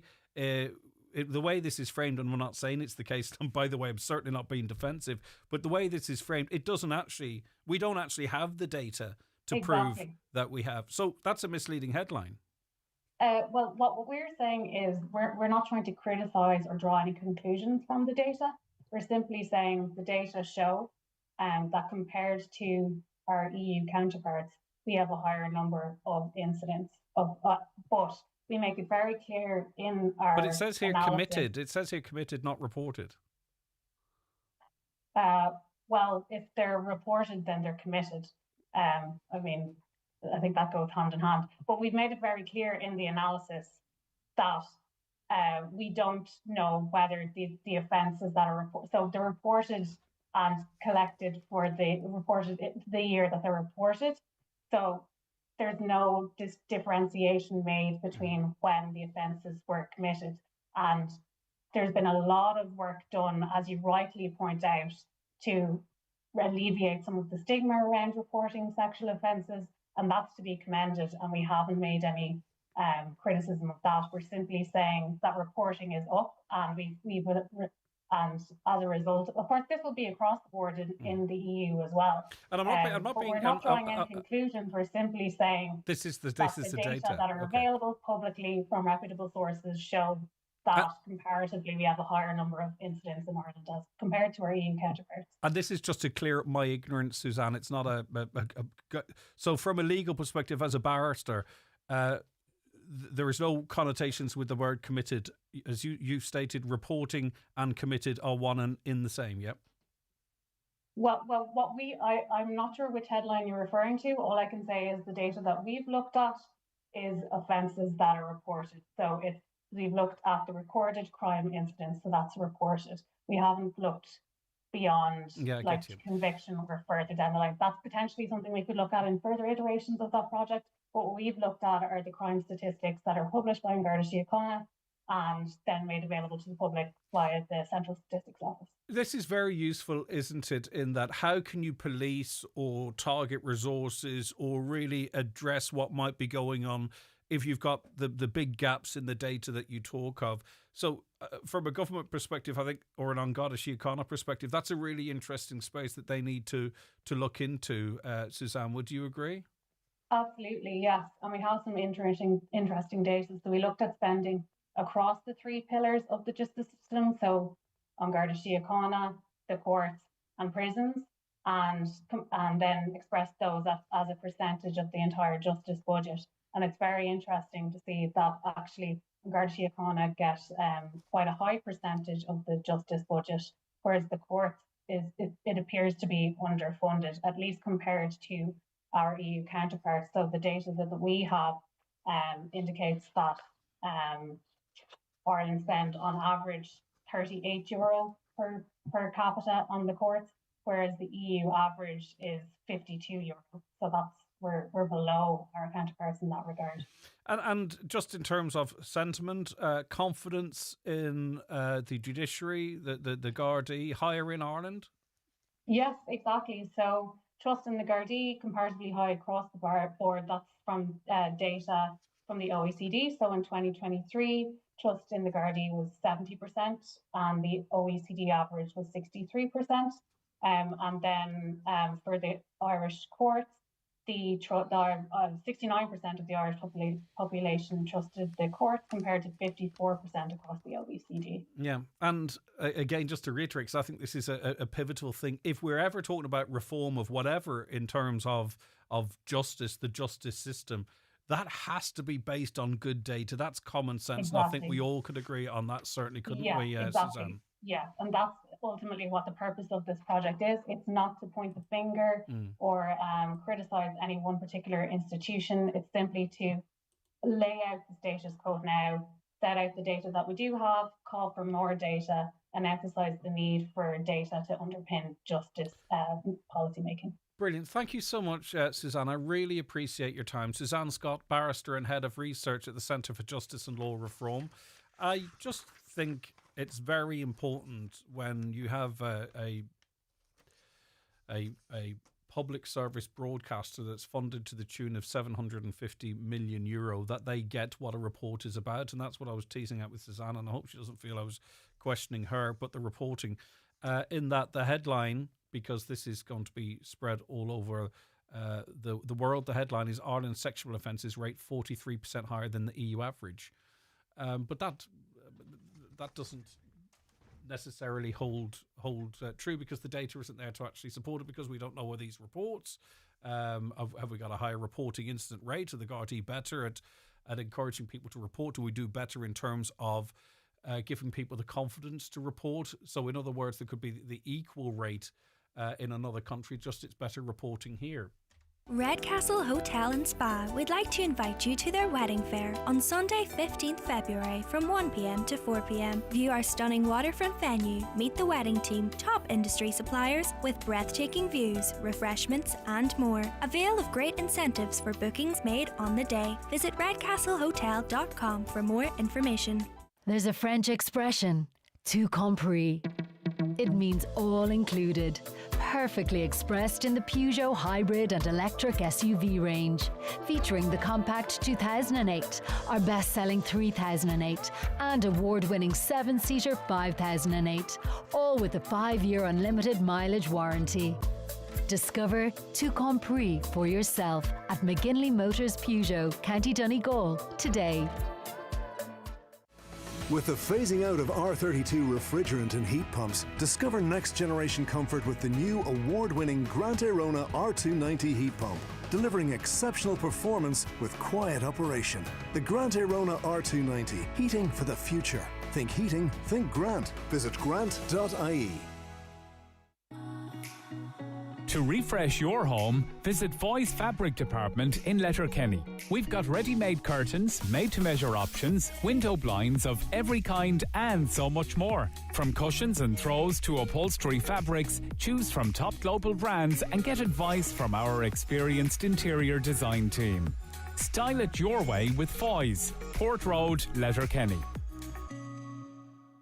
Celebrate Galentine's at Century Complex on Friday, February 13th with our Vision Board party hosted by Therapy with Demi. Enjoy a welcome drink, a grazing, girl dinner and a guided Vision Board experience, all for €50. A feel-good night of friendship, creativity and fun. Places are limited. Call 074 91 219 76 to book. At Super Value this week, with real rewards, get the Ned Marlborough Sauvignon Blanc case €50. Also classic wines from €9 like Wolf Blass Eagle Hawk Sauvignon Blanc and Cabernet Sauvignon. And 15-pack beer cans from $22.39 like Guinness and Heineken. Check your rewards app for vouchers. Super Value. Still super, now better value. Enjoy alcohol responsibly. DRS applies. I hope your Wednesday's going well for you. Myself and Caroline were just waffling, I suppose, or chatting about how the speed with which the days seem to be going. I don't know about you, if that's how you feel, but it certainly feels like the weeks are flying in, notwithstanding, of course, that many of us did have Monday off. But I was pointing out recently, February, it is a great month, because we get an awful lot of extra daylight over the course of February, just because of the Earth turning on its axis and going around the sun and all that kind of malarkey. Well, the day gets longer by 2 hours and 8 minutes, so stand firm. We've got January out of the way, and by the end of February, we'll have an extra 2 hours and 8 minutes of glorious daylight, which is good. Greg, am I mistaken? It was Peter Mandelson once interviewed on Highland Radio at the time of the peace process. Not but I, yes, but he was. He was staying in Ramelton at the time and was on a former incarnation of this programme, if I'm not mistaken. I didn't hear it. I don't know what he was like. Michael English, there's a lot of guys on the circuit. Michael English is one of the best, I think. He always puts on a good show. There is a Burt charity concert with Michael English in concert. It's in St. Angus Church in Burt, and he's quite a spiritual guy too, I'd imagine, judging by his style. It's on Sunday the 22nd of February. Doors open at 7. The show starts at 8. Tickets are €30. It's a Burt charity concert. We have some contact numbers here. There's no point me reading them out because you're not sitting there ready with a pen. But anyway, if you want to get along, see Michael English in concert in St. Angus Church, Burt. Tickets are €30 and it's the Burt charity concert, so it's for a good cause. We got notification from the Northwest Breast Cancer Ball 2025 organisers. It raised €20,360. So if you went along to that, I hope you had a fantastic time and you contributed significantly to the efforts in terms of research and supports, etc. So reading on here, the Northwest Breast Cancer Ball 2025 has been hailed as an outstanding success, raising an incredible €20,360 in support of breast cancer services and research across the Northwest. Breast cancer continues to touch the lives of families throughout Donegal, and the ball serves not only as a vital fundraising initiative, but also as a powerful reminder of solidarity, hope and community support for those navigating diagnoses, treatment and recovery. So that's remarkable. And we are leaders in research here in the Northwest under the guidance of Mr. Michael Sugru. That barrister says if it's been reported, it's committed. If a person reports a crime, it definitely doesn't mean it happened. How many times have people accused of a crime and been found innocent, or the accuser drops the case? I was just a little bit curious. Perhaps I shouldn't have queried it on air as I did. I didn't mean I didn't mean to over inquire. It's just I would have thought reporting and committing are two different things, and maybe that's RTE's headline. And not really the basis of the report, and maybe RTE need to look at how they've reported that information just to make sure it's actually fully reflective of the facts, because it's €750 million to get the truth out, right? Okay, I have to take a very short break. I'm going to be back with Deputy Pat the Cope Gallagher. We're going to be talking about the proposed changes to the schedule at Donegal Airport. By all accounts, we've spoken to those who know the crack. Of course, it's vital in terms of getting tourism into the area. There are concerns that the new schedule will not really facilitate that. There's concerns there'll be an empty flight coming up from Dublin in the morning. There is concerns that this vital service for people across the region, by the way, not just the Dunlow area, to access cancer care. Fantastic relationships have been built up with hospitals down there to try and get morning appointments. 98% of the time that morning flight will get you there. If it's departing from Dublin, we're waiting on it to land. Will it be delayed? Will it land? This has massive implications. It's not just an inconvenience. This is potentially survival, life and death. We'll be back talking about that again after these. Ready, set, DIY with Homeland's February mega deal. Save 10% of all Snickers trousers. DeWalt 18-volt combi drill plus 2 batteries, now €269. Save €50. And there's Dulux Weather Shield White, 10 litre plus 10% free. Buy 2 buckets for €99. Ends February 21st. In-store and online at homeland.ie. Are you building, rebuilding or simply improving your home? Come along to Donegal's premier gathering of home building professionals in the Northwest. Donegal New Build and Rebuild 2026 will take place in the Mount Erigal Hotel, Letterkenny. Admission is free to this 2-day event from Saturday 7th until Sunday 8th of February. This ad is sponsored by Efficient Renewables. Find me somebody to love. It's your last chance to save big in the Dreams Mega Clearance event with up to 40% off. Anything to add, Beds? Oh, I do. It all ends on Tuesday, so don't get caught napping. All good springs must come to an end. Dreams. Love your bed. You know that guy I've been seeing? Yeah? Turns out my sister's been seeing him too. Oh, really? And I heard he's been seeing Siobhan at number 56. And Declan. Your brother? Yep. Specsavers opticians and audiologists own their stores, so your care is their business, which can make them rather popular. I've got something to tell you. I've got half an hour with them this afternoon. Specsavers, your care is our business. What makes your farm tick? The animals. The tractor's engine. The machinery. And what makes your farm dangerous? When these become background noise and you don't notice the danger. Always beware of machinery on the farm. A message from the Health and Safety Authority and the Department of Agriculture, Food and the Marine. Visit hsa.ie. It's a dream big lotto jackpot of an estimated €8.5 million. Play responsibly in-store, in-app or at lottery.ie. The National Lottery. It could be you. Highland Radio weather updates with McElhenney's. Looking for the perfect outfit for an upcoming event? We have new occasion wear styles arriving every week. Visit us in Ballybuffet or shop online at mcelhenneys.com. So this morning, of course, has been mostly cloudy with outbreaks of rain and drizzle, slowly clearing by early afternoon with isolated showers following. Temperatures 6 to 9 degrees, winds mostly moderate. continuing from that easterly direction, and there'll be a continued possibility of flooding in places due to a combination of already saturated ground, high river levels and high tides. Now, as I mentioned, I'm joined on the programme now by Fianna Fáil Deputy Pat the Cope Gallagher. Good morning to you, Pat. Do you share the concerns of various groups and individuals that these proposed changes will have a very negative impact on us here in the Northwest? Of course, Greg, needless to say, I share that, and I've been working on that for the last 3 weeks. I was delighted to learn that the contract would be signed some weeks ago for the new PSO commencing in January 2026. And I was told that there would be an 8 o'clock flight in the morning, but that's all I was told. So I delved behind the scenes to find that the whole schedule has changed. And as you mentioned before the break, that the first flight would be going out of Dublin at 6:30 in the morning, going to Donegal, back at 8. Going back in the evening at 7 o'clock and coming back at 8:30. Well, I described those two flights, the morning flight, early morning flight, the late evening flight, as phantom flights. There would be nobody travelling on those flights. It makes no sense whatsoever.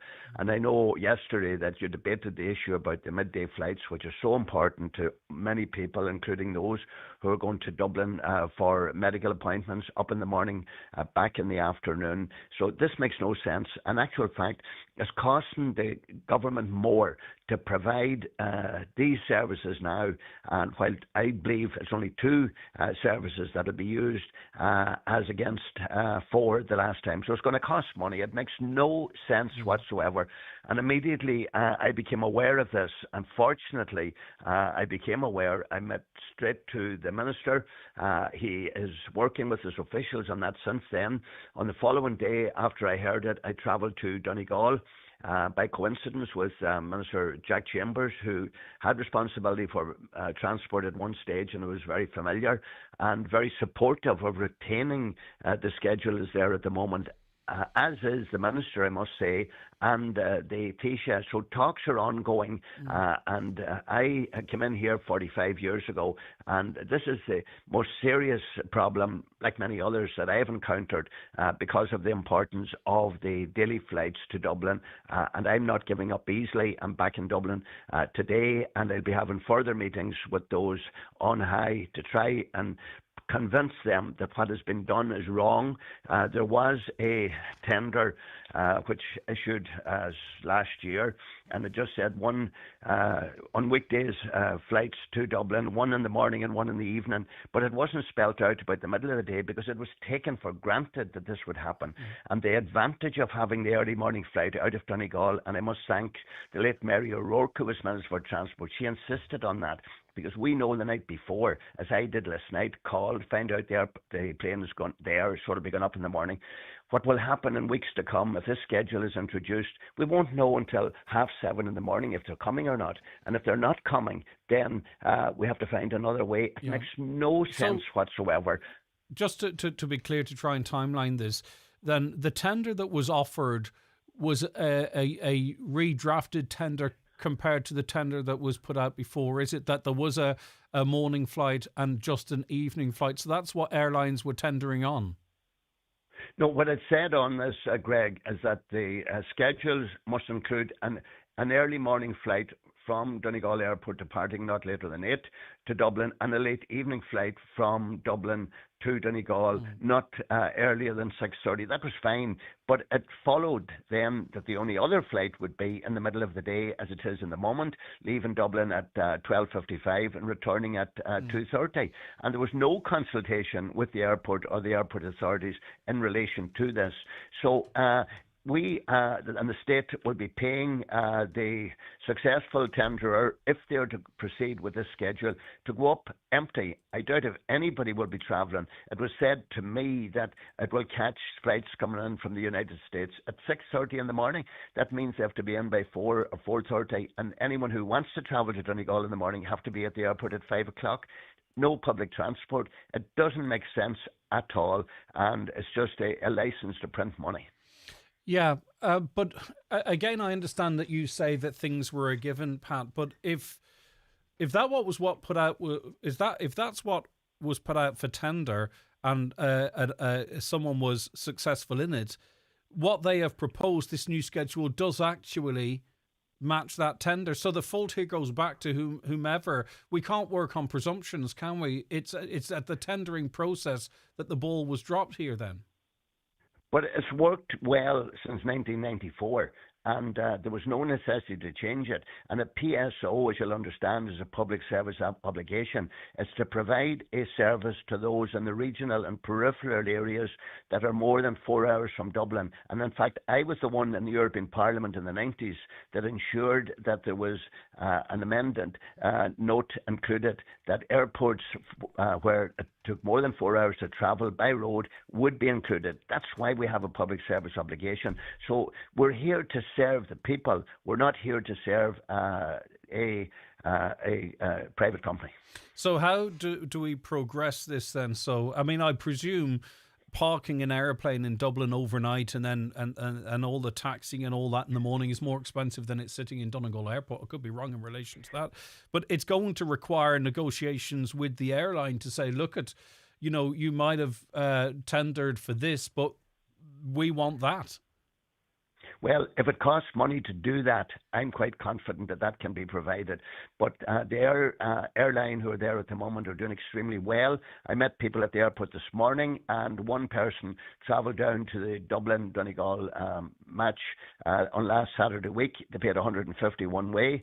I met somebody this morning that was going to Dublin and back this evening, 150 return. And that is on top of the subsidy that they're getting. The Department of Transport should have another look at this, and I believe I'm hoping they'll have, because my contacts are not with the officials. My contacts are with the Minister, his advisors, the Taoiseach, his advisor, and I would hope that I will be meeting them again today to try and prevail upon them the importance of continuing and not fixing it when it's not broken. And let me say, and I know you have debated this yesterday, but take, for instance, someone who's leaving this morning and they want to fly on to Europe or wherever.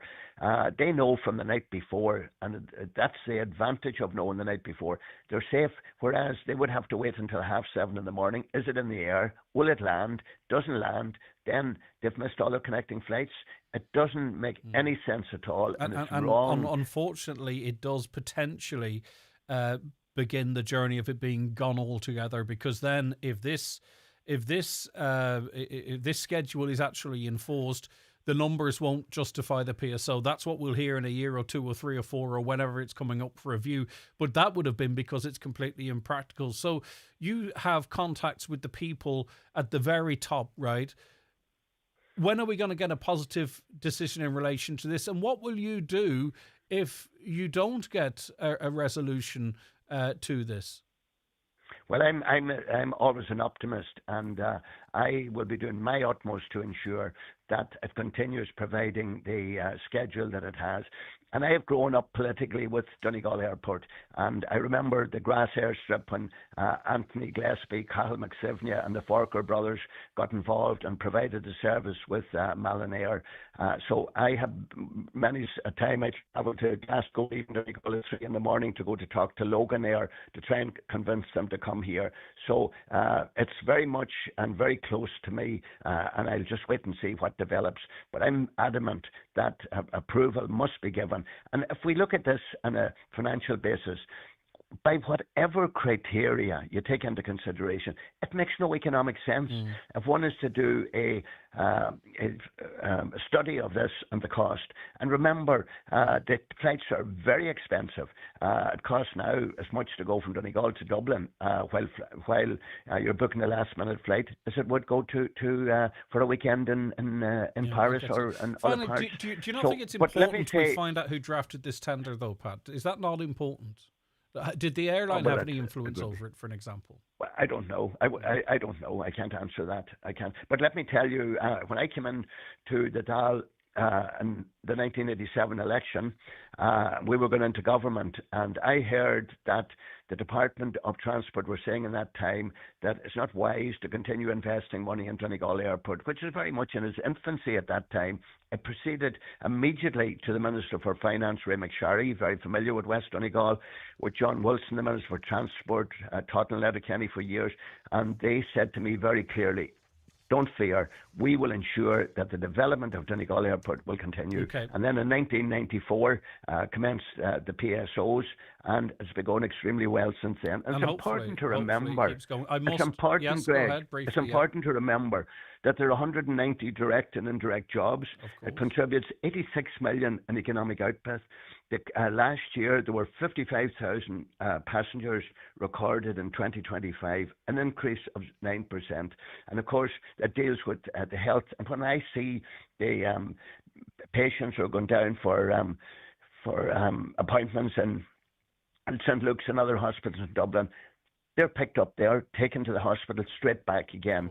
How can those people go down for an early morning appointment if they have to be away at 6:30 in the morning? Okay, understood, Pat. I must go because unfortunately my schedule's been adjusted as well, so I'm out of time. Thank you very much for that. That's Deputy Pat the Cope Gallagher.